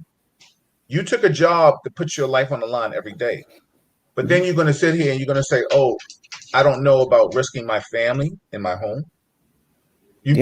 So what's important to you? Your life or your home? I don't know, because the bottom line is we took a job. When we took that oath, we took a job that we knew that the likelihood of us getting shot or killed was very high. No one here can dispute that. Not that the job didn't, it became easier because it didn't happen. But every day we put that uniform on, we could have got killed. Am I wrong? Is that facts or that's fiction? No, that's facts. That's facts. Especially when I came on in the 80s, it was Wild Wild West. So Kevin, is that facts or that's fiction? It's all facts, Bill. So wait a minute. Now stay with me now. Stay with me. Just stay with me though. So we took that oath. All three of us put our arm up. Did we put our arm up for any reason than protect and serve? If we did, then now the narrative changes. Now, don't get me wrong. I'm not saying I took this job and I'm going to save every life and world down. Like I ain't got that Captain America suit on. So I'm not trying to say that. But what I'm trying to say right now is that right now the city is at a lawless rate. Right? At a lawless rate. And it only affects the people like, say, Chuck and myself, unless you still have family in the city, Kevin. I do. Okay, so then it affects the three of us. Mm-hmm. The last thing I want to hear is that an officer didn't want to do shit because he's mad at the liberal or the de Blasio. I don't want to hear that shit if my family or my aunt or my cousin or my sister or my mother, if God forbid, if she, if blessing if she was still alive, or Malika walking down the street, walking a little miles, something happens to her, because then I'm going to say this. Then you got your black Charles Bronson, your black Death Wish, and I have no problem saying that on worldwide social media. I don't, because if you hurt mine, then the game is changing. And then if an officer comes in the past and tells me, and I hear the stats because I still speak to active cops, officers are not doing shit. And if I know that you're not doing shit because you're mad at de Blasio or you're mad at the city, then I got an issue with you. You see what I'm saying? So this is bigger than my, I took a job, I don't know what I'm gonna do now. Because you're right, Kevin. I said it many a times. If I was still working, I would have lost my job because I was an active cop and I used my hands.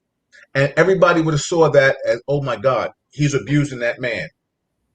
But the bottom line is, it was hand-to-hand combat. I agree. So hand-to-hand combat's no longer allowed.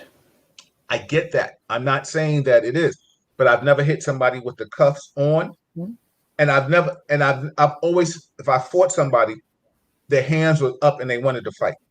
You see what I'm trying to say? So the media would have had to show that. They would have showed him swing, and I just got the best of him. Now, did I get a fat lip sometimes? Absolutely. Because I was a ghost. So I was fighting when the other cops were 3 or 4 blocks away. But that was all right because that was my niche and that's what I was good at. So I didn't have no problems doing that. But did he end up getting the short end of the stick? Absolutely. Or they, or whomever, they got the short end of the stick. But I didn't pull up my gun. I ain't pistol whip anybody. Yeah, I agree. So what I'm trying to say is that this job, it's like the Marines. You see how proud of the branches of service. Everybody's so proud of the branch of their service. And Marines, everybody knows the Marines. Oh, they're supposed to be the kick-ass badasses, right? Why? Because they were supposed to be the kick-ass badasses. So what I'm trying to say is that that's the way we were at one point. Now law enforcement is a bunch of excuses, and why? So like I said, my thing is we could talk about. And that's a small thing because we know cops are not going to do it. I'm not sitting here trying to tell cops to do what they're not going to do. That's me talking to a wall. What I'm trying to say is that my main gist of this, and I don't know if you can show the video of the detective getting hit. I just want to read some comments real quick. Phil said, if we're going not to do your job because you're mad at the new policies, then find another line of work. That's something that I can ask you. I need to put my glasses on. What's up, your line?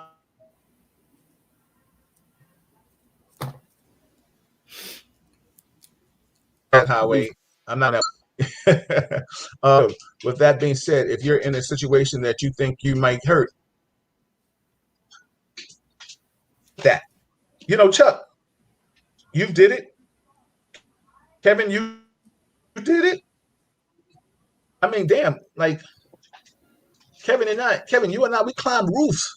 I was in Harlem yesterday, and I was looking at now I'm damn near afraid of heights at my age. You know what I'm saying? 100%, Bill. Right, Kevin, but we were climbing roofs in the dark, jumping from roof to roof. Yep. It wasn't any fun unless you had to climb to catch the guy. Right? Exactly. Let's play this video, everybody. This is the one with the cops, and they lose their car. The one you just sent me? Okay. Yes. All right. Oh, look at this, everybody. Look at this shit. Yeah, unmute this. Go back. Please play this from the beginning. I want everybody to hear about Jerry. I think that's his name. Jerry. Do you hear that? It's very low. That's all right.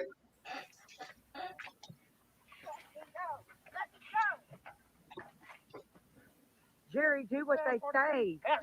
Jerry, do what they say. Jerry.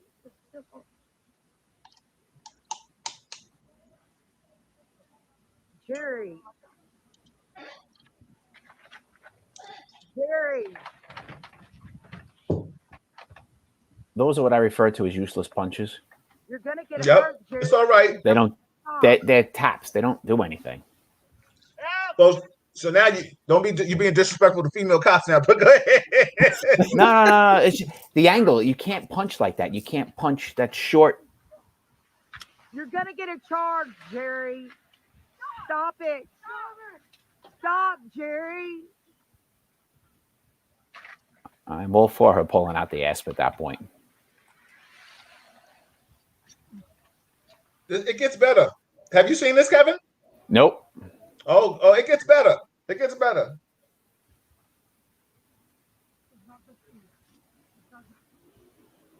Now Jerry's mooning us and kicking the cop's ass at the same time.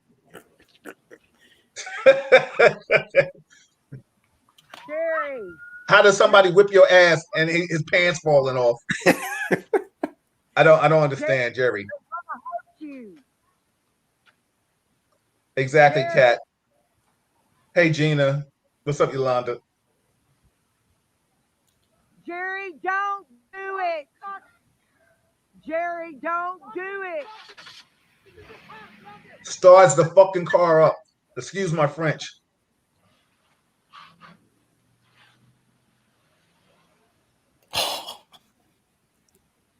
Now play this shit again. I want everybody to really capture please play this shit again. Yeah, go ahead. Because I want you to commentate. I want you to comment on this, Kevin, after you see it. This is Jerry now, everybody. This, ladies and gentlemen, Real Talk Land, this is Jerry. Jerry, do what they say. Yeah, I gotta ask you guys something. Did you ever leave your keys in the RMP? Jerry, do what they Negative. say. Never. Jerry, I see this in do other what they jurisdictions. Never left my Jerry? keys in the car. Never. Jerry. Jerry. Exactly. Yo, Yolanda, Jerry wasn't playing. He was out. Look, homegirl, she giving him all she got. Now, I would work with her any day because she might. At least she ain't running this shit. Well, she's trying. Yeah. That's what I'm saying. Because she doing more than the male cop. Yeah. He doesn't make a good effort when he has to run after him. He has not thrown a punch at Jerry yet. You're going to get a charge, Jerry. Stop it. Stop, Jerry. Jerry don't give a fuck.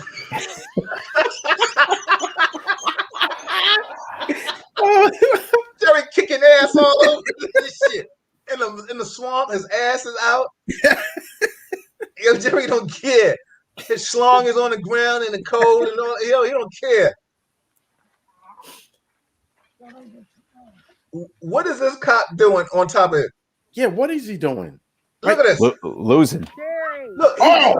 Now you telling me, you see that, Kevin? Jerry, what you gonna tell me, Jerry? He beating both of their asses with their own shit. And then has audacity of mitigating gall to get up and get in the car. He's not gonna leave in his car. He's gonna go high tech. He's gonna drive off in the sheriff's. And look, he's pulling on the door. He's an ass. He runs behind the car. What is he holding traffic for Jerry? What is he doing? Jerry pulls off. And this officer's running alongside. Everybody's licking their wounds. Now you're gonna tell me, Kevin, give me your take on that, please. Bill, that's what people of color are seeing. That's what the media is giving us too. So we're saying this. So when you give your stats, people don't care about that. We see Jerry.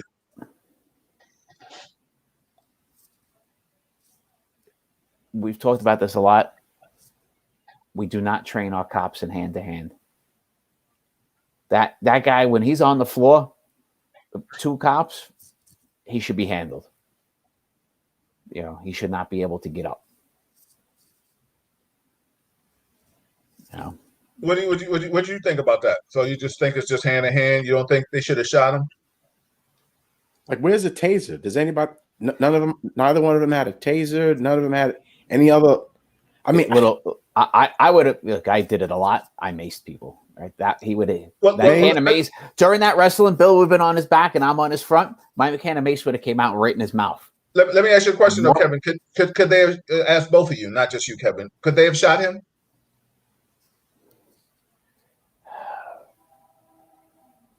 No. Well, no. When he swung the ass at him, yes, absolutely. Okay. When he swung the ass at him, that cop's laying on when that cop's laying on his back and that ass was coming, absolutely shoot him. Right. Yeah. Because I've seen a lot of when the male cop is chasing around the car, he eventually has, is it a gun or a taser in his hand? Well, it might have been his teeth. The way Jerry was kicking his ass, I don't know.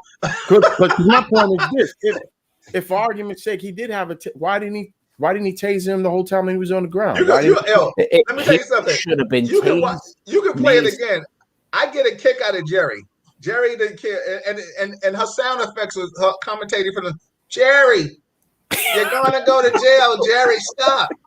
Jerry don't give a fuck. He kicking ass. Can we get her on the show? Bill, can we identify her and get her on? Yeah, we need to get her. Let me tell you something. Jerry is kicking ass and taking names later. He didn't give a damn.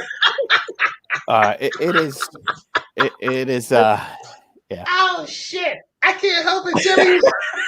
Yo, play it again, please. Just for just play it for shits and giggles. I need to see Jerry again because let me tell you something. Hold on. This is what we're all talking about. We always see the white guy jumping in the car, punking the white officer. There's another one out there. Everybody, I think you all know about this guy. He chases the cop. The cop runs from him, and then he runs and jumps in the police officer's car and drives off. We see this all the time. We see the white guy threaten to shoot the cops with his own gun. Right. And you know what I'm saying? But we don't hear black people don't get that kind of opportunity. We run and we get shot. So here we go. Let's see Jerry kick the cop's ass and let's see what happens with Jerry again. Here we go. And listen to the lady's voice, everybody. Turn your volume up.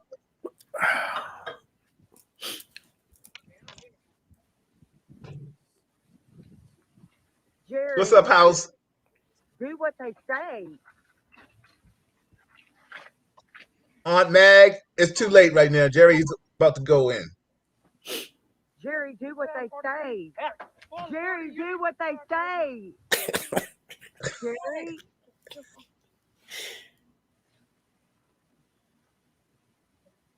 Jerry. Yeah. Jerry.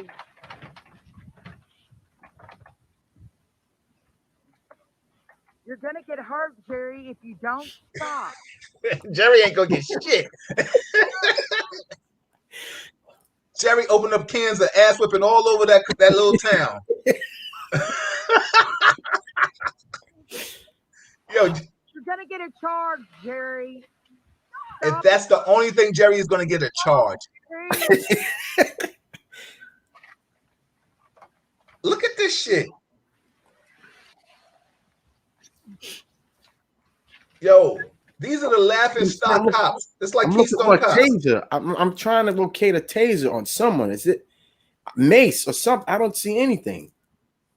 All you see is Jerry's butt.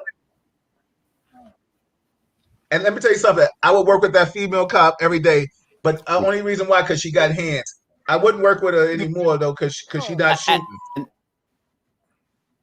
This other clown, he's a disgrace.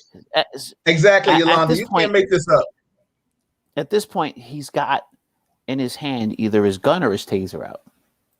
Well, he sure didn't shoot it, because we have Andre Brown getting shot as he's driving off. Jerry's stealing their car. Andre Brown was in his own car. Jerry's stealing the police car. If there ain't a point of shooting there, I would have shot Jerry's ass. You stealing my car. You know what I'm saying? You got my cell phone, all my personal shit. You know what I'm saying? I'm going to get a CD. If anything, I'm going to shoot you because I'm going to get a CD. You know what I'm saying? That's embarrassing, man. That's embarrassing. You can, like Yolanda said, you can't make this shit up. That's disgusting. And now, Kevin, you see why it's insulting when we see people of color getting shot for things. Jerry. that look. We still look at Jerry. Listen to this lady. Listen to Margie. She's saying, "Let me go." Jerry, do what they say. Jerry, do what they say. Jerry. And we've never heard about Jerry having no mental issues. He damn near. No, I'm reading some articles on him. He definitely did. What's the background on the stop? What's the background on Jerry? Because he sure enough got McGilla gorilla strength. he damn near ate like Jerry kicking ass. What did they say about Jerry, Kevin? Huh? What's it say? Hang on, I'm gonna get you something else. Stop, Jerry. Kevin, tell me why Jerry's not shot though.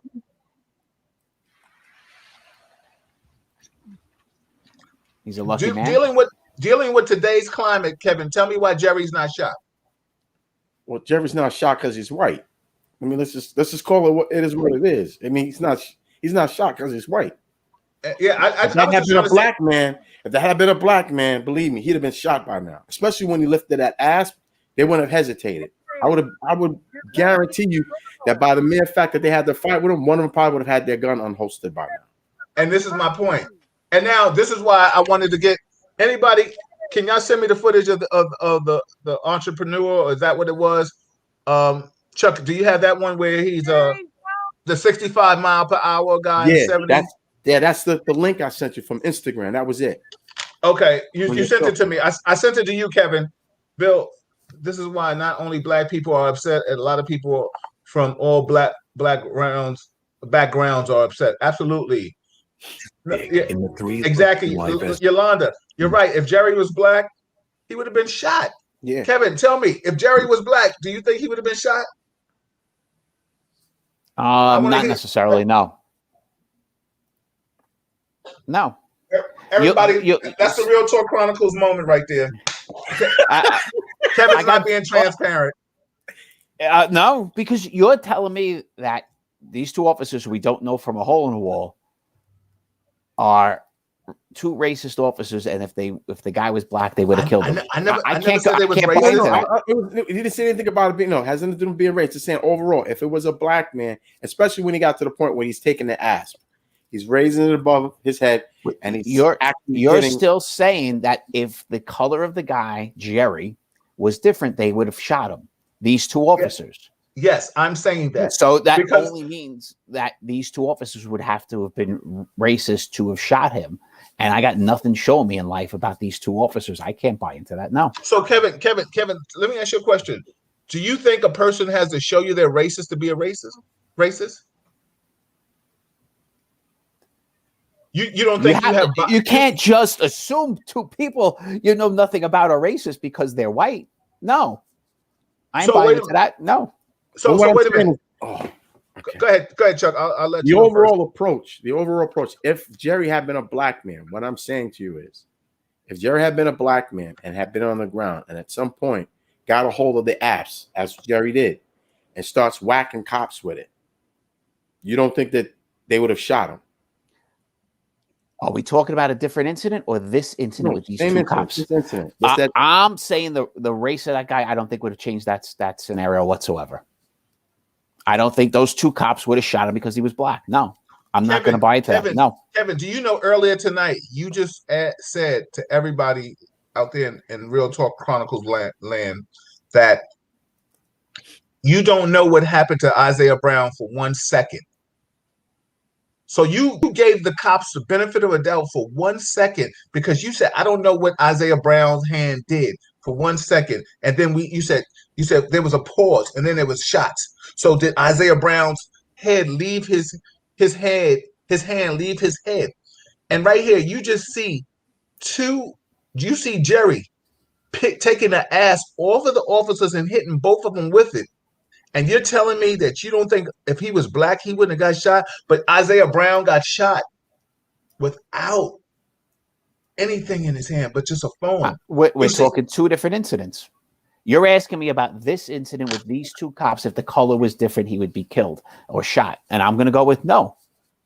I don't think they would have been any different. No, I can't buy into that. So then let me ask you a question. Then why do you feel that if you and I both got on the highway and we left from here to Mississippi and we were speeding, that things would be different between the two, that the interactions would be different for the both of us? If you don't think racism exists. I think racism exists. There's no question about it. And I think on the overall percentages, there is more of a chance of a black man getting into a bad incident with a cop than a white man. I agree with that.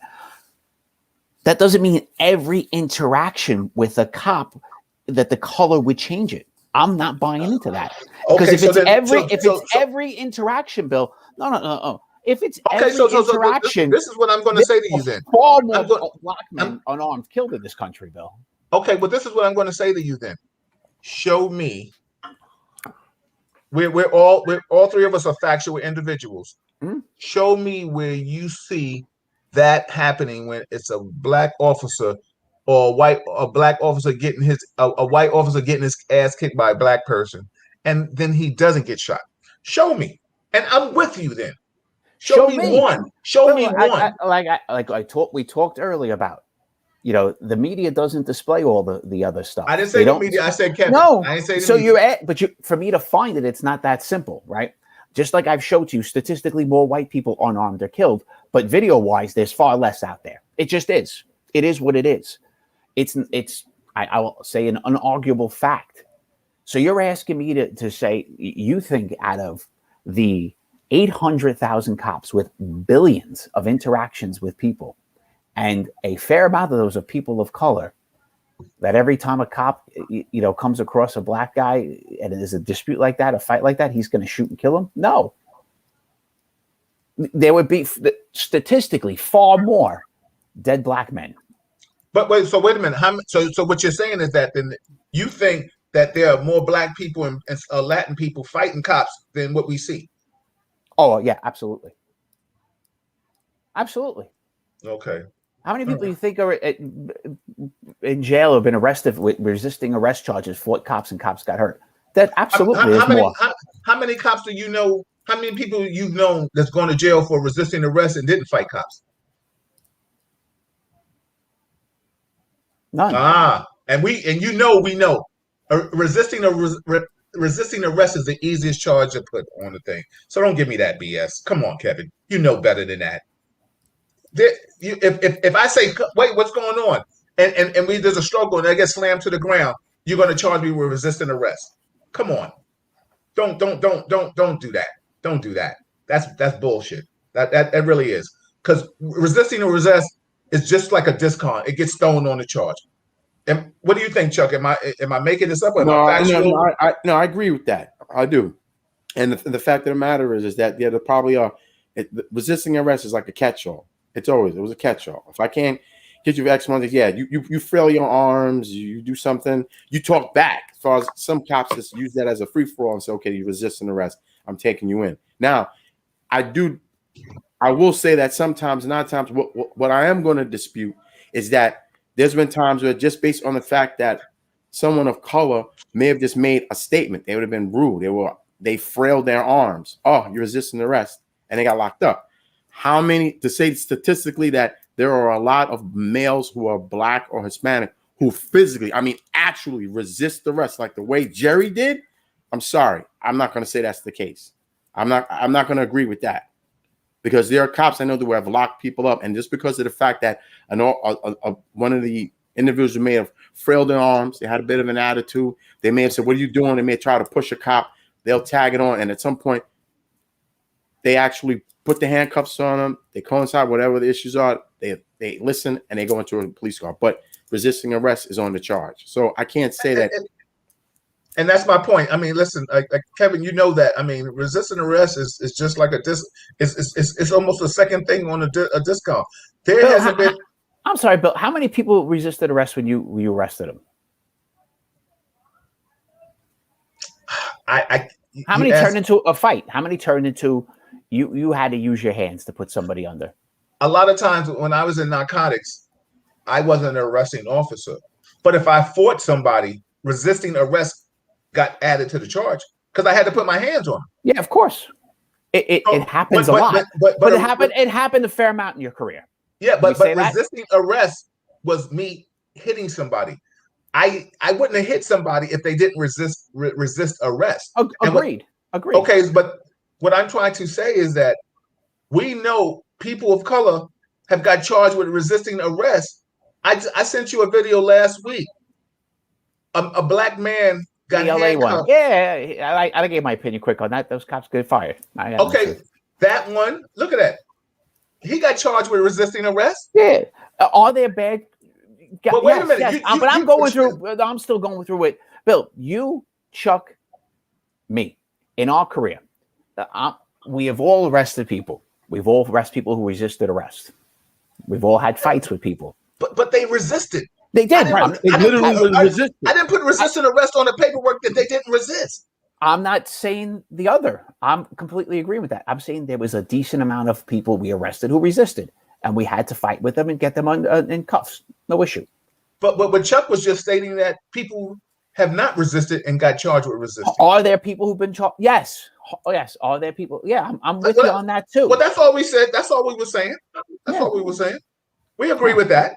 Yeah. We agree with what that. I'm saying is there are a lot of people of color who've resisted arrest and are alive and arrested and in a jail, right? Like it's not. You can't tell me that every time a black man resists, he's getting killed. No, I did not tell you that. But what I'm telling you is that there's more white people that resisted arrest that didn't get killed than they are probably black people that got resisted arrest and didn't get killed, because we sure seeing a lot of that. And Jerry is the typical prototype of resisting arrest. But Bill, we've already discussed and proven that the amount of videos we see is not the reality of life, right?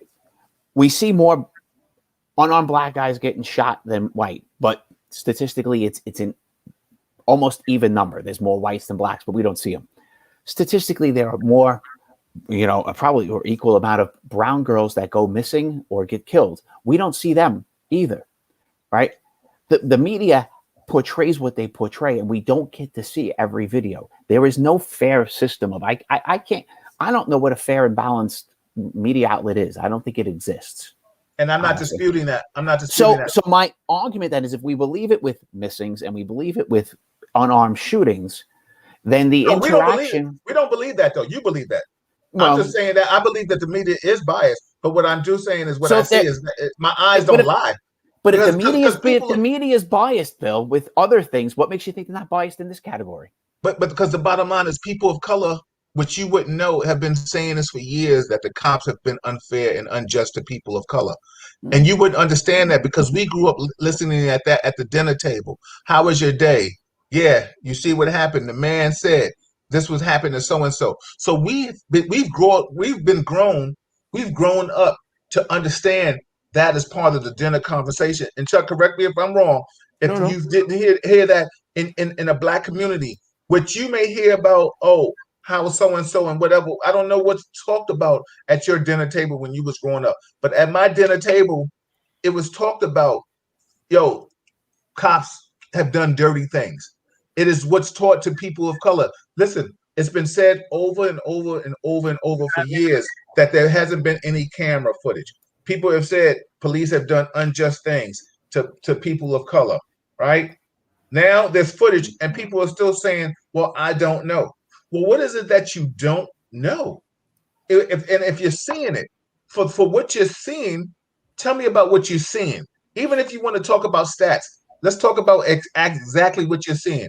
And the bottom line is, it's like a post I said the other day.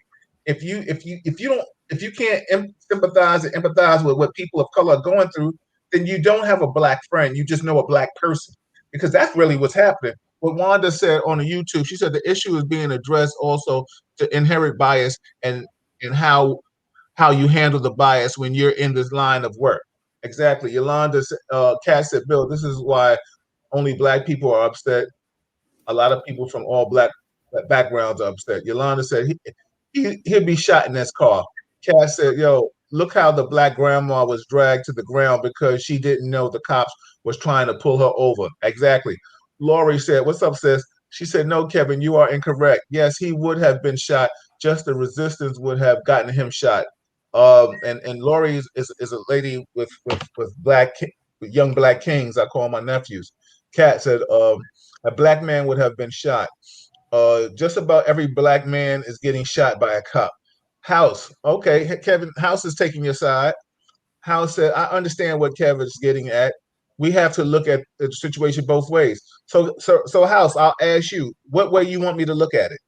Yolanda said, yeah, but lately, yeah. Pinky, why do white murderers get carted away like they are gods? Take them to Burger King. Let black person do the same thing, and we would be killed. Um, if they resist, they get killed. Start doing that to the white people.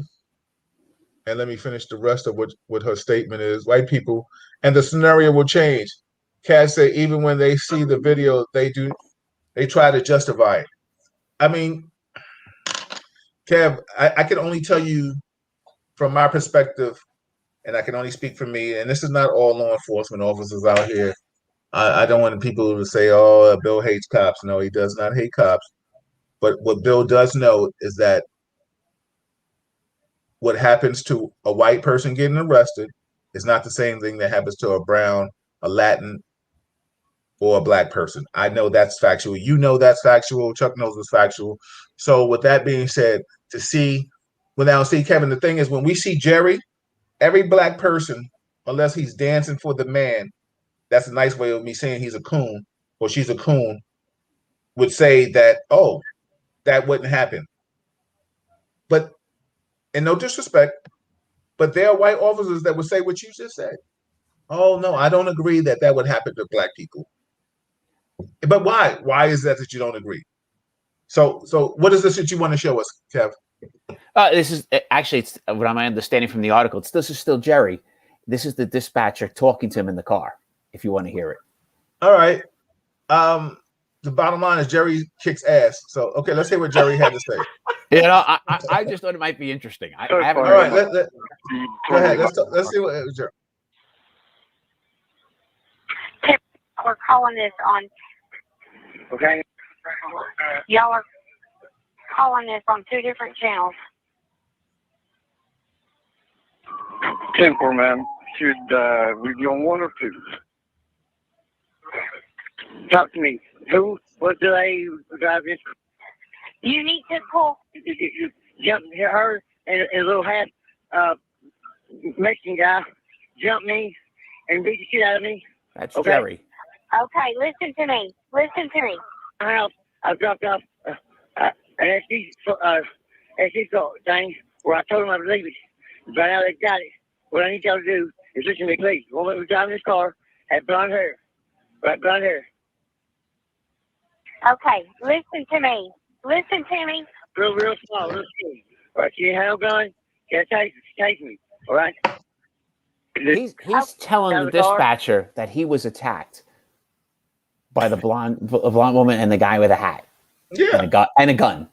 That's what he's telling the dispatcher. It's very hard to hear because he's from somewhere outside of Little Rock and his voice, his accent's a little tough. Uh-huh. I got something for you after we finish listening to this. I got something for you. I called it last night. All right? Now, the FBI is watching me right now. Mr. York, listen to me. Listen to me. I was told by the feds.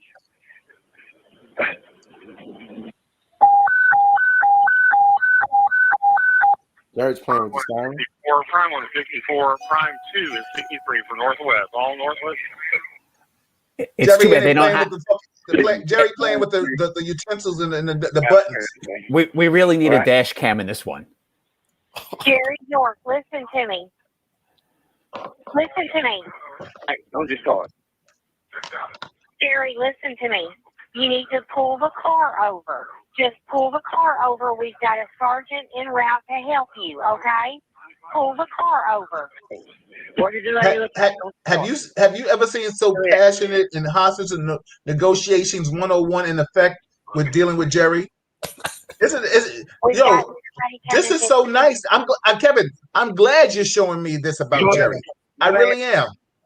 Because this goes all the way back to Eleanor Bumpers and everybody else that had mental issues that haven't got treated the same way as Jerry did. video. Jerry kicked cops' ass and is getting treated. Jerry, please. They're pleading and sympathizing with Jerry. They understand Jerry's problems. Black people and brown people don't get that.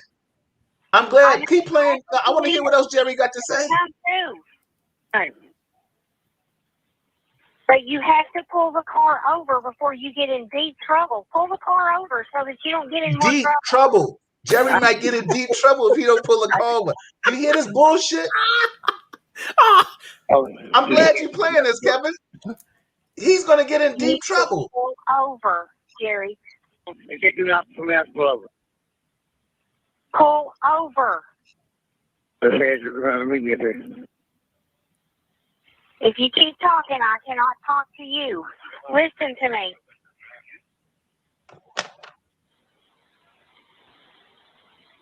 You see, Isaiah Brown just got shot, and he was talking to the dispatcher. Jerry talking to the dispatcher. She said, "You're going to get in deep trouble if you don't pull this shit over." She worried about the car. She didn't worry about the officers whipping their ass. Or somebody gets hurt. Somebody get hurt. Yo, you saw how many line of duties we saw there, Chuck and Kevin? And Jerry? Yo, those are 3/4. Everything that happened right there was 3/4. Eastbound, 60 miles per hour. No traffic. Slow down, spikes around the road. All right, he's went around the stop six. Still going eastbound on MacArthur. Speeds about 50 miles per hour. Where I hit him with spikes. We got 2 sets set up right in front of you guys. 2 sets. 10 forward, still going 45 miles per hour. Coming into Camp Robinson. He's Jerry speed. He's going 45 miles per hour. You hear that? He's a hot mess. Pulling into the McDonald's parking lot. Looks like we're going towards Camp Robinson. Be on Military Road, going towards Camp Robinson. We are northbound on Military. Speeds about 35 miles per hour.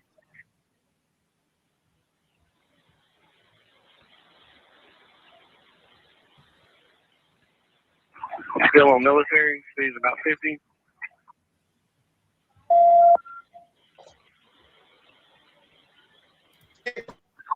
Still on Military. Speeds. Or he's at Cracker Barrel with the rest of these motherfuckers eating some shit. Where's Jerry at?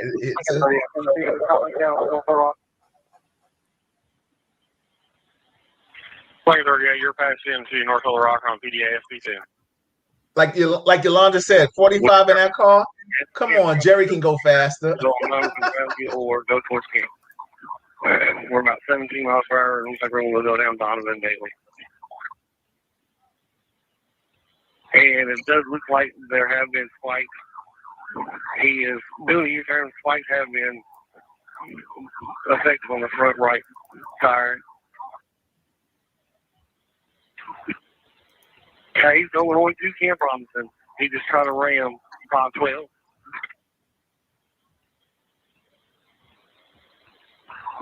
No, Yolanda, they haven't stopped Jerry yet. He hungry. He going to Cracker Barrel. He gonna go fucking horn and horn and get him all you can eat for $7.99. Like, I'm really surprised they haven't tried to stop him yet. I'm glad you played this, Kevin. I'm so glad. I at first I thought I was gonna be mad at you, but I'm glad you played it. You know,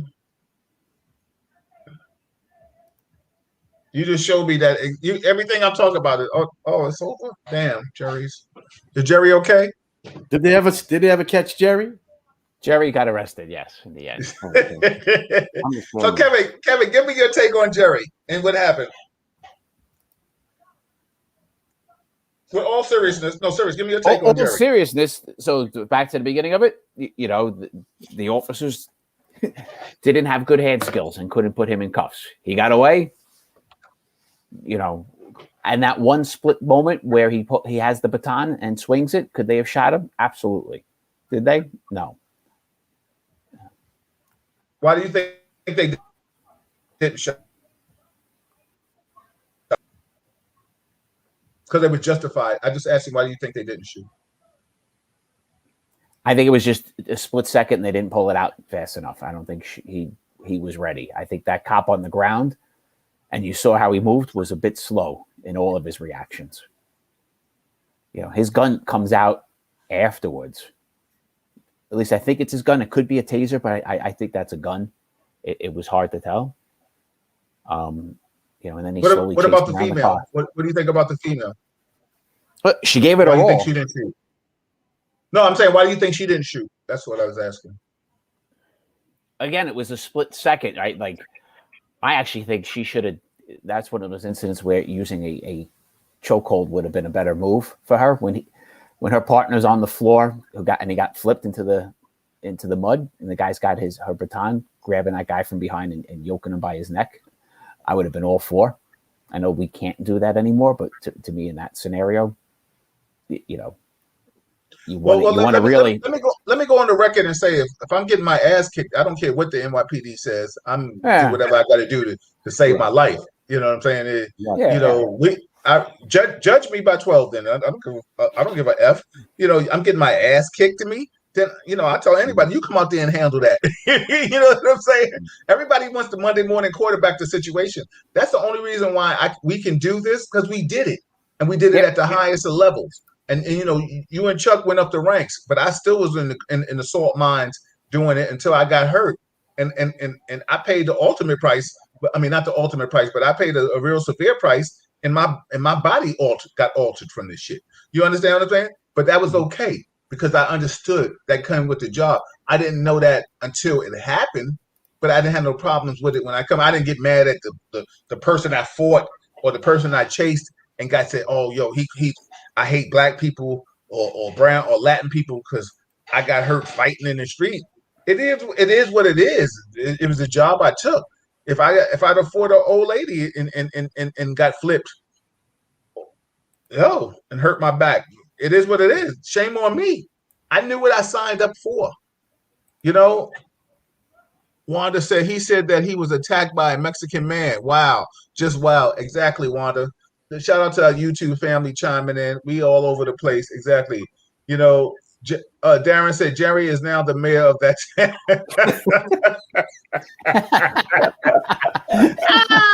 You're right about that shit. You know. Yeah, Yolanda, you're right. You said they all sitting at Cracker Barrel having dinner together with Jerry. I bet you they see Jerry right now and be like, "Yeah, that's Jerry. Jerry, you all right? Yeah, trust me." You fucking bull. Come on, man. He might become the sheriff there, all right? Listen, that's what they say. Jerry's gonna be the sheriff. Yeah, let him do it. Kat said when they got him on the ground, did they throw him when they got him to stop? Did they throw him on the ground? No, Kat. He gave him the car keys and locked the door and told him where it's at. Yo, I can't help it. I can't help it tonight. Yo, when you show me Jerry, yo, somebody please, Kevin, can you please find where that black man got pulled over by that officer and he's going 65 and a 70? Please. I don't want to leave tonight without showing that shit, because this is just the typical.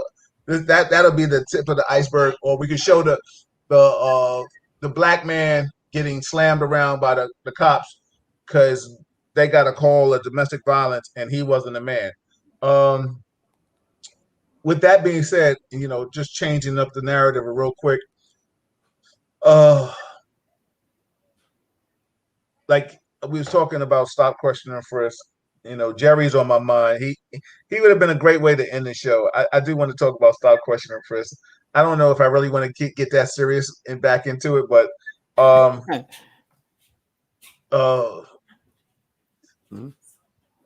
stop questioning frisk, and I'll speak for me. I think it was necessary evil, like Chuck was saying earlier. It's about stats, but I felt it was necessary evil.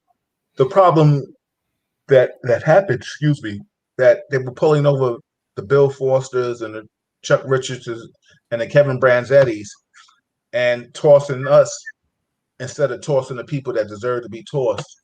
And then they were just putting data behind the wrong people's names.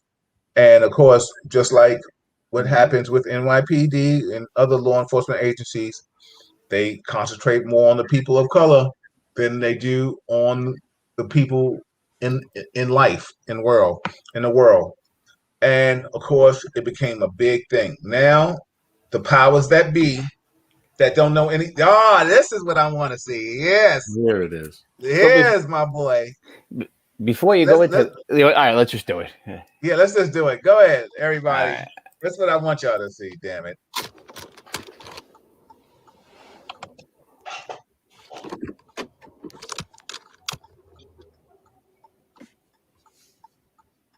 Like, I got to record this, bro. Like, this makes absolutely no sense, bro. Good morning. How are you, sir? Deputy Snell with the Sampson County Sheriff's Office. You got your license and registration on you? I do. All right, may I ask what the stop is for, sir? I'll let you know as soon as you give me your ID. Who you work for there? Your shirt. Delmar Oil Company. Delmar Oil Company? Yes, sir. Okay. How long you been there? May I ask why that is? Well, I'm just talking to you. I see your shirt there. I'm just asking.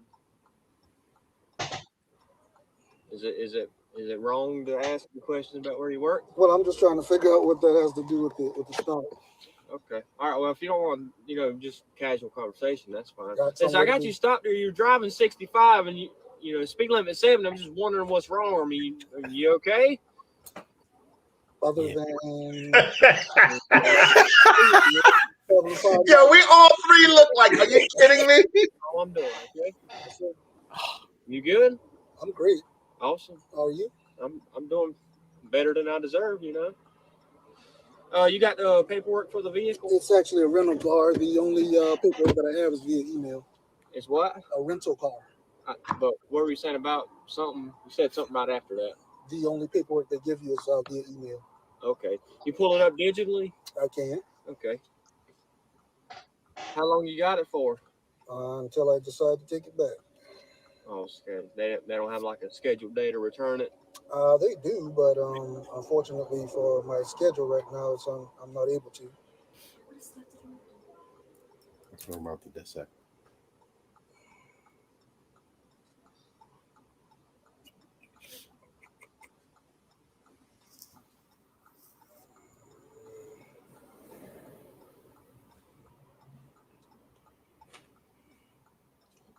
You still live in Clayton?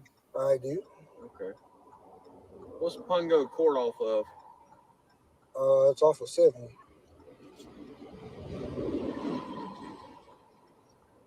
All right, there you go. It was due back yesterday at 2:30. Okay. Where are you coming from now? Where am I coming from? Yes, sir. Goldsboro. Goldsboro. Is that where the office is? I'm trying to understand what's the relation. Do what? I'm trying to understand the relation to the traffic stop. Well, I'm just trying to figure out where you're coming from, where you're going, mess like that. So I have to identify where I'm traveling to and from during the traffic stop? All right, stop? hang tight here just a minute, buddy. I don't understand. Yo, I love it. I love the way he handled this. I will tell you this. It's a shame. It is. That's resisting arrest. No. Exactly. Listen to this. Listen to this shit right here. Nothing to really worry about, all right? Okay, what was the warning for? All right. Have a good day, all What right? was the warning for, sir?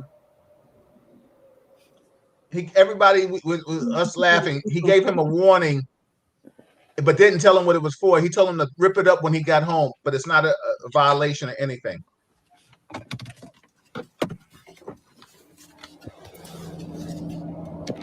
Excuse me, sir.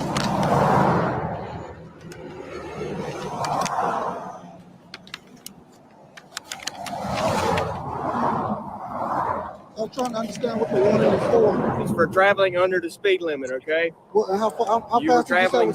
Wouldn't you say it's kind of suspicious to travel under the speed limit when the speed limit is 70? Well, from my perspective, Sir, I was traveling at 68. I'm not going to argue. I got stuff to do, okay? I Have a good day. I did too when you stopped me, so I'm trying to understand. So I don't make the same infraction. I'm trying to understand it. Hey, yo. Continue on with your day. Nah. Yo. Yo, Kevin, come on. Yo, Kevin, give me some insight. Tell me what you feel on that, man. Come on now. Come on. Look, come on, come on, Kevin. It's a bad Bill. I got to sit here and justify it's a bad stop, right? Doing 40 and a 70 on a highway is a reason to pull somebody 65, over. No. I'm giving you. He was doing 65 and a 70. That is not a reason to pull someone over. Just like doing 75 and a 70 is not a reason to pull. 5 over, 5 under is not a reason. If the guy was driving 40 on the highway, I'd pull him over. Right? Like that's actually a summonable offense, driving that slow. We all know that. Going too slow. Yes, we do that. That's too slow. Then there's that gray area. We can say in the 70 is 55 too slow? Gray. 65 ain't gray. 65 and a 70 is not gray. But let me just say that with all due respect. If you have a person that's 80 years old that's still able to drive a car and they're going 55 miles per hour and 70 miles per hour, you're not going to pull them over and give them a ticket. No cop is going to do that. Well, I'm not writing any elderly person, but I never did, right? Like that was never. No, but I'm just saying because you threw out the number 55. I'm saying that's a gray area. 15 under the speed limit might be a gray area. Gray. 30 to 40 under the speed limit's not gray. 30 to 40 over the speed limit's not gray. That's what I'm getting at. That's gray. 5 miles under the speed limit is not gray. That's crystal clear. Should not be pulled over. So what do you think about that officer? Is he racist or he's just a bad cop? Could be either. Huh? It's one stop. It's only one stop. I can't. Okay. All right. Chuck, Chuck, okay. Kev, you give the benefit of a doubt when there's no doubt to be given. I get it. I'm not mad at that. I love you. I love you for what you're saying. I get it. Listen, it is what it is. I love you for who you are. You're my man. Chuck, give me your take on that. I'm sorry, man. That stop was bullshit, man. Come on. The whole dialogue, everything from where you coming from, what to me about your shirt, so where you coming from, where you going, how long you going to be here, let me see, how long you got your rental car for, all this. I mean, the experiment you guys are thinking about doing, going from New York to Mississippi, that's you, Bill. That's you. Every county, that will be you. Every time you will get stopped. And God forbid if you have New York plates, you're gonna get stopped everywhere. You may not even make it out of every county. The minute they see New York plates, they're gonna pull you over. And you're black, you don't know what that's gonna be. I'm surprised if you make it to Mississippi. They may hold you over for a couple of days. So let me say this, and this is full transparency. When I had a place in Maryland, I was going to Maryland back and forth, living from New York to Maryland. I got pulled over. 10 the trooper. Where you going? Listen, I'm saying this for every cop out there that's listening, and for anybody that wants to tell a law enforcement officer. Once you get you see that this is a friendly, and you start asking more questions, it's an investigation. Let's cut the BS. Once I show you my ID, or you get a ID from a friendly, and everybody that knows what I'm talking about knows exactly what I'm saying when I'm saying a friendly. And when you ask him more, you're opening up an investigation. So he asked me, "Why are you going to Maryland?" I was like, "What?" I was like it caught me off guard. If it wasn't for my quick wit, I wouldn't have gave him an answer. But the bottom line is, I leaned back, and there was a part of me that wanted to say, "Yo, are you opening up an investigation on me? Like, why are you asking me why am I going to Maryland or DC to the DMV area? What the F do you care?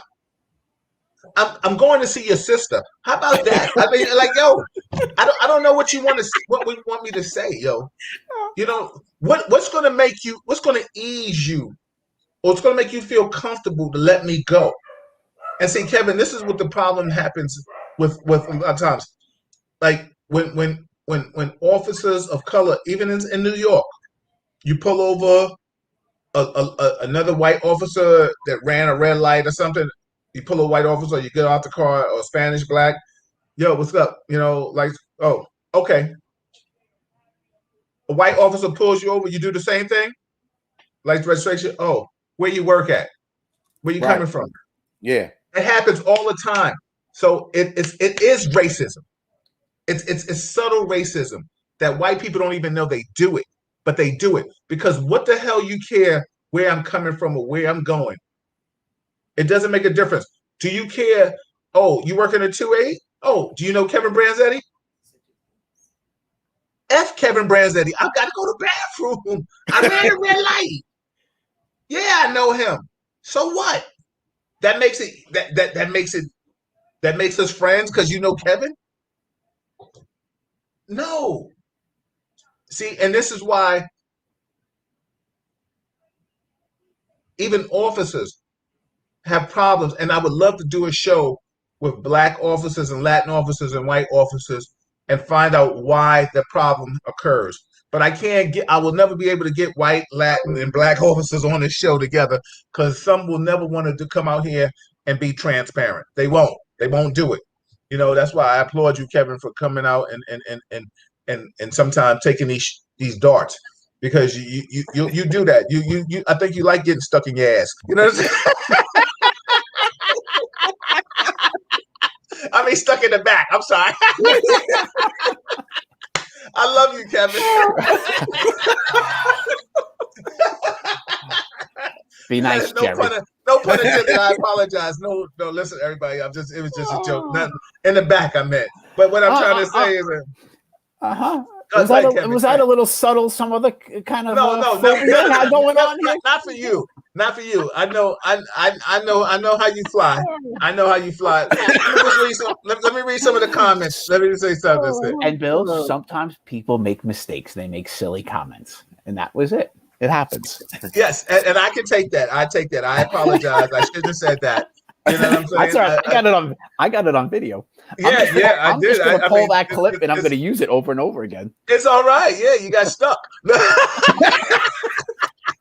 Let me read some of the comments that's coming in. Kat said when they get him to stop, did they throw him on the ground? No, they didn't do that. Darren said Jerry is now the mayor of the town. He sure is. Under the speed limit by 5 miles. Exactly, Kat. He's probably both only one to stop that was taped. Yes, you're right. Mark, peace on the panel. Just catching up. What's up, Mark? Michael Ferguson. What's up, brother? How you feel? Let's see what Mike says. He's a doctor, and I want to read what he says. I think a psychiatrist. Mike says racism and ignorance at the highest level. There was no need to say can you judge him by one incident. Okay, I think he's talking about you, Kevin. He says the questioning by the office was to seek out some inkling of some BS that he will turn into something relevant. Substance for the sick mentality. Exactly. I'll read it again. He says racism and ignorance at the highest level. There was no need to say you can't judge him by one incident. The questioning by the officer was to seek out some inkling of some BS that will turn into some relevant substance of the sick. And let me say this for everybody out there listening. When you get pulled over, you're right, Wanda, the jokes are real. Exactly. When you get pulled over by law enforcement officers, and a white man did this, he said, don't say anything. You don't have to answer any questions. You really don't. Ask you for your license and registration. You give it to him. Where you coming from? You don't have to answer. The bottom line is all you have to do is comply. But we don't want the smoke, as we say in the hood. We don't want the smoke. We know if a white officer pulls you over or any officer pulls you over and he starts asking you where you coming from, and you say, why do I have to answer? Now, let me tell you something. With that man that got pulled over, that brother that got pulled over,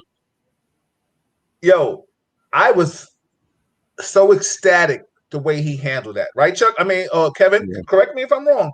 I think he handled that to the best of his ability. He wasn't disrespectful. He answered his questions, and he answered the questions that he thought that he should have answered. But Deputy Do Right there, you know, like how do you want to make small talk and you pull me over? And see, this is where officers get the game effed up. You pull me over, and then you want to be my friend. You're not my friend. Don't patronize me. You understand what I'm trying to say? Like I never forget one time, like Malika got pulled over, and we were on the phone, and she had just left my house, and she got pulled over by the park police, Riverbank State Park Police, and then they were telling her don't be confrontational. Yo, I jumped in the car so quick. I came. I was like, yo. She was like, yo, my fiance, was on the job, whatever. Yo, I pulled up. I said, yo, what's good? We good? Oh yeah. She said you was on the job. Yeah, MFers, let her go. Like, we not doing this. You're not going to equate. You're not going to make my woman the angry black woman because she asked you why are you pulling me over. And then she's asked you this, what did you say? And then you're talking about don't be confrontational, but she didn't hear you because she had me in her ear. You understand what I'm saying? She thinks these are the things, Kevin, that as people of color, and I don't say this disrespectfully. I say this with all sincerity and humility. You will never understand because your skin is not brown. And no matter how light it is, no matter how long I stay in the house during the winter season or the summer season and I come out and my skin gets a little lighter, I still don't get the longitude and the latitude. You understand what I'm saying? And the bottom line of your skin tone. And no matter what you say and what you do, you're still going to get treated different. Now, you may still get the same outcome, but you're still going to get treated different. And in my outcome, and I'm saying me, I'm not even going to even equate Chuck in this. It might be a little more severe. And the thing is, all we want, people of color, and I think I'm going to speak for all people of color. All we want is equality. That's all we want. We just want equality. We don't want to be scared. There isn't any black person that doesn't get pulled over, black or brown person that doesn't get pulled over by law enforcement, legal or illegal, that doesn't get feared, get a little tension. Your butt don't pucker up a little bit when you get pulled over because you don't know how this shit is going to turn out. I mean, this is Real Talk Chronicles, everybody, and that's as real as I can get, man. You know what I'm saying? Chuck, you want to give some insight? Kevin, give some insight on this. You know what I'm saying? Well, but all I can say is that even as being a lieutenant, I've been pulled over by, NYPD. And, there's been numerous times they pulled me over because my tints are dark. All right, maybe my tints are dark on my car, maybe so. And they are dark. They are dark. But to see 3 or 4 officers, or to see two RMPs with young cops getting out, and they're yelling at me to roll down my windows with their hands on their guns, and 2 of them have them drawn, and they're coming toward the car.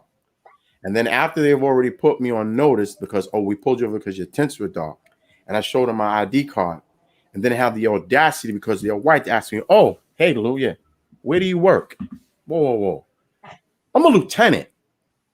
You pulled over a lieutenant. Who are you to ask me where the hell I work? I'm a lieutenant. You realize, okay, wrong call, wrong day. Have a nice day. Go about your business.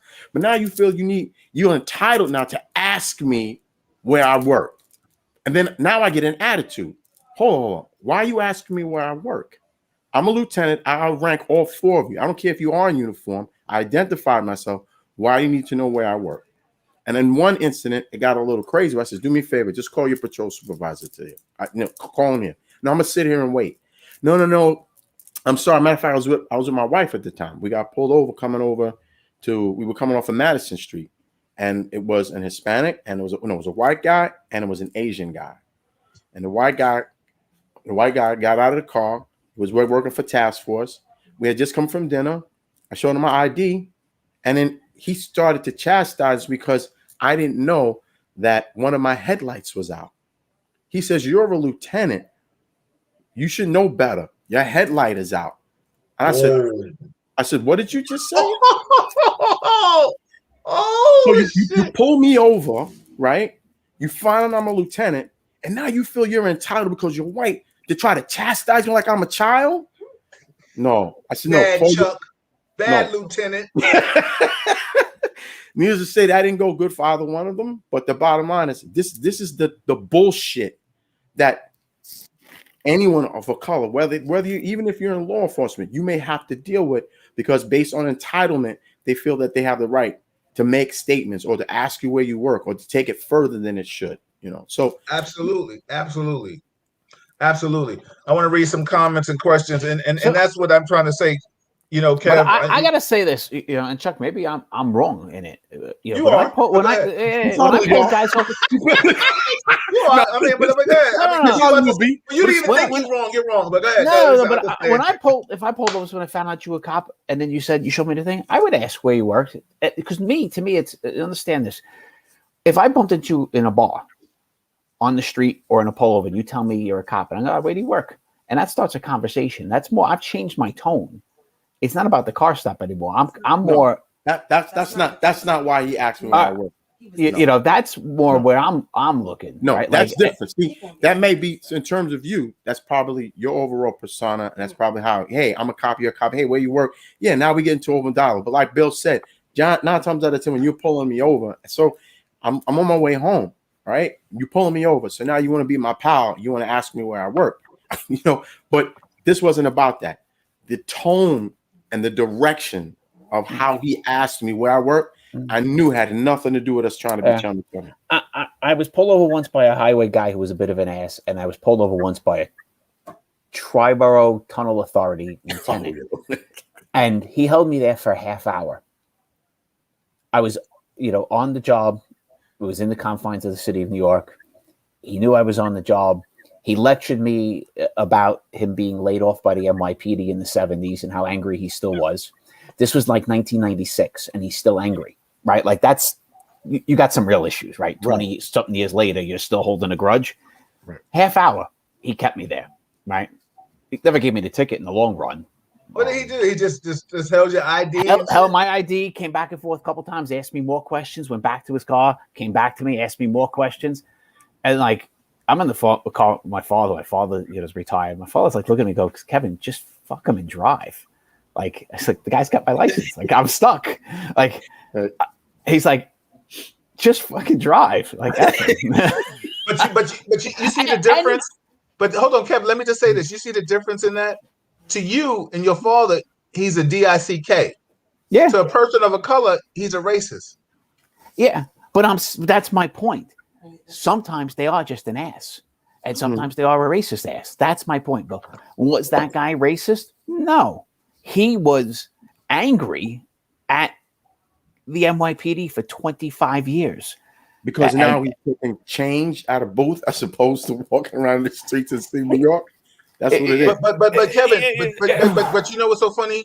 When a person like yourself that had the misfortune of being treated like that, you and your father, that's one out of maybe 5 or 4 times Chuck and I have been pulled over. Oh yeah. No, Bill, I've said to you, there's more of a chance with you than me, but I'm saying there still are incidents. I'll give you the other.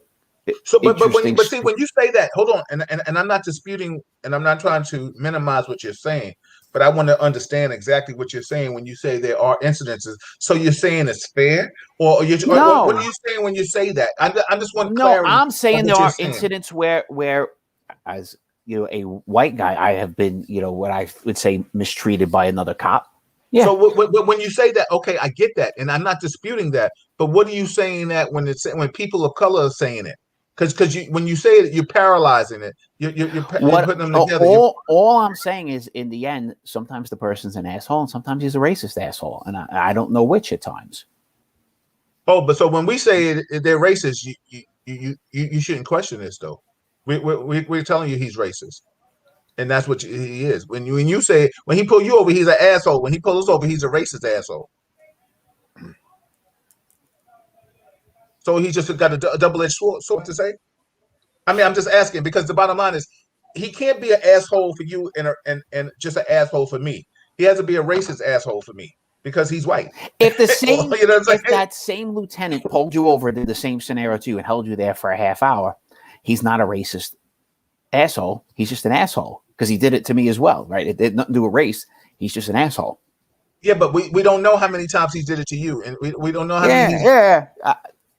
That's all I'm saying with that. Right? There are cops who are just assholes, and there are cops who are racist assholes, and there are a lot of great cops, you know. But there's a mixture, is what I'm getting at. Okay, all right. I just want to read some comments. Wanda, shout out to Wanda coming in from YouTube. She said, "White cops manhandling white people on video would demonstrate the flaws in the policing system." Oh wow, I love this system, and that would be too much embarrassing to document. You want Wanda? You get the real talk thumb of the night. You know, let me tell you something. I'm gonna read it again. She said, "White cops manhandling white people on video would demonstrate the flaws in the policing system, and that would be too much embarrassing document." Absolutely. She said also, brown people have been demonized to the point that people inherently believe the narrative that black and brown people are dangerous. Absolutely. Wanda, Chuck, that's your people. She knows. She knows. Wanda, if you ever want to come on the job, please come on with Chuck, and you're more than welcome because I like the way you think, sister. You know what I'm saying? Kevin, you don't like the way she thinks? No, actually, I'm just playing. I'm just playing with you. I'm know? playing with you. I'm playing with you. Yolanda said, "Bill, how about the black and Latin officers who pull over of color, pull us over of color, and my own brothers and sisters of color give me the officer a hard time? That then it's like, damn, exactly." John Mills, a ranking law enforcement officer on the job, I said, I'm get John on one day too. He said all we want to do be is left alone. F alone, capital F alone. Yolanda, she said, I've had black officers pull me over, identify myself, and he tells me, "Watch it next time, detective. You have warrants." Then threw my photo on my lap and walked to his RMP and drove off before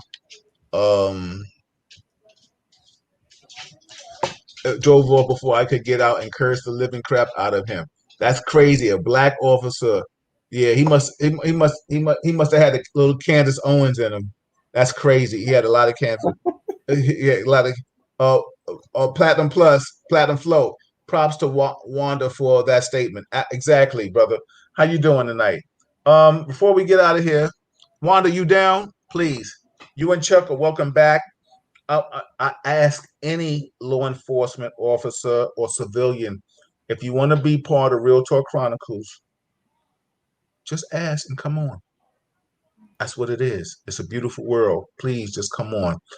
This is the place. This is the only place where we are going to have this kind of dialogue. There is no wrong or right answer here. Everybody here has their own opinion and their own thought process. We can agree to disagree respectfully, but the bottom line is we're all trying to find out the conflict, and then we're trying to find out the solution. So please, Wanda, if you want to come on next week with Kevin and I, you're more than welcome. Chuck, you're always welcome. So come back if that's your people's. Come back next week, Chuck, if you're free, so we can have more. Anybody else that's a lay person wants to come on, I look forward to it. If not, Wanda said this was intense and invigorating. Thank you. I want anybody else to come on. I'll ask another person. You know, this is just a round table where we're trying to come up with conflict. We're trying to come up with solutions to the problem. Chuck, you might as well just come on, Chuck. Come on next week. You part of the Real Talk family, baby. We're gonna keep you. We're gonna lock you in, brother, because the bottom line is we love thank you, Yolanda. Yolanda said, "Real Talk Chronicles is real. Appreciate it. Everybody, if you like it, share it. Tell a friend." So, Wanda, next week, Chuck, next week, because that's your people. We want you to come back. Gotcha. Kev, you good next week? Oh, I know you're good. Exactly. We'll talk about the same next. We'll talk about some topics. Up anything that you want to talk about, everybody. We are here. We are for you. Listen, the best thing we can give you is our conversation and our and being transparent with you and having this dialogue. Because the bottom line is, all we want is a better world. We will revisit these topics. We will bring Jerry back. You know what I'm saying? We'll search for a new Jerry. Yeah. Listen, there's some new Jerry. I ask you all out there, please inbox myself, Chuck, Kevin, of the officer getting abused and a white guy beating his punking him and then jumping in his car and chasing him. Show me all the videos and I'll send them to Kevin and we'll play them and we'll make sure Kevin gets his 3G up. Platinum Flow, much love, respect to Kevin and Chuck tonight. The Real Talk family, always a pleasure, and keep it real. Thank you, my brother, Platinum Flow. Appreciate you. Thank you, Wanda, Phil, YouTube, all the people chiming in on YouTube. Thank you, everybody. Chuck, give us some positive affirmation. You'll be back next week with us. Give us some positive affirmation. People, please watch your 6. Just love your life. If COVID, take your vaccine if that's what you need to do, if you want to do. I'm not sitting here advocating that because I get texts all the time of some people believe in it, some people don't. I'm not advocating taking the vaccine. I just did what I had to do for myself. I took it. So this is just how I'm living my life. Listen, if you at my age, you took vaccines every year to go to school. So I don't want to hear that BS. If you at my age, you probably took a lot of other shit and put in your system that you won't divulge, and you didn't know what was in. To this day, if you go to the doctor's office and you sick, and they give you some medicine because something's wrong, you're going to take it. You take an aspirin, you take it everything else, and you don't know the long-term effects of it. So listen, cut the BS, get the shot. You know what I'm saying? Protect yourself. And if you don't want to get the shot, it is what it is. But don't denounce anybody that did get the shot. That's all I have to say on that. Chuck, give us some positive love, affirmation. Say whatever you want to say. See you next week. But go ahead, say what you want to say, and then Kevin, finish this out, brother. Brother, very simply, man, this whole dialogue is about, if you change your mind, it'll change your world, and that's what we're trying to do. And this is what you're trying to do on a daily and on a weekly basis. You're just trying to give people information so that it'll give them a different perspective. So hopefully if you can change someone's mind, you could possibly change the world, man. So once again, I appreciate the opportunity, and peace and blessings to everyone who watched it. And tune in, please support, Real Talk Chronicles, because it's probably the most closest thing you're going to get to reality. And Kevin, like I said, my brother, I give you so much kudos, brother, because you hang in there, man. You and you hang in there, brother. And I you better than Jerry. That's right. You hold your own, man. You definitely hold your own, man. So God bless you both, man. Yeah, thank you, Chuck. Appreciate you. See you next week. I'm gonna reach out to some people who else definitely. Kevin's my man. That's my man, 50 grand, man. Listen, Kevin, I always think about the conversation you always talk about, how we were and you were teachable and you wanted to learn. When you talked about when we were together and you asked me about certain things. I don't know if it was OJ or just certain things. It was OJ. Yeah, it was OJ, and we had a heart-to-heart discussion that's probably just opened up and expanded our friendship to another level besides law enforcement. And that's why we are here to this day, because you are willing to learn and listen. And that's all we want from anybody. People of color, white people, Spanish people, Latin, black people, just people of general. We want us to learn. We shouldn't have to separate and divide our ethnicity to enhance our knowledge. It's a shame. But there are some of us that are still stuck in that sunken place, as that movie Get Out says. That sunken place is real, and we need to get out of that. So go ahead, Kevin, give us some love and the positivity, bro. All right. Well, first, again, thanks everybody. Have a good night. Thank you, Bill, Chuck, for having me, for picking on me, throwing darts at me. Yeah, well, if you anything like Jerry, them shits didn't hurt. Didn't feel a thing. No, seriously. Two things in life, right? be part of the change, do something positive in the world. And then the second is take a break. You know, this news cycle, social media can drive you nuts. You got to have 1 day a week, a 24-hour period of not touching it. Do something with your kids, go hiking, do something with your significant other, do something by yourself, read a book, doesn't matter. Binge watch something on TV. Just got, you got to give a 1 day a week. You got to let your brain recoup. That's it. Have a good night. Everybody, I appreciate you. I can't wait till next week. We have Wanda Ortiz. I don't want to mess up your middle name. So I will not say that. And I just took my glasses off, Wanda. So I look forward to having you on. We have Chuck back next week. I'm going to ask some special other people. guest Jerry York. Oh, yeah. Oh, yeah. Jerry, you're going to get hurt, Jerry. Yeah. We need to get Jerry on the shit and find out if he really got hurt or not.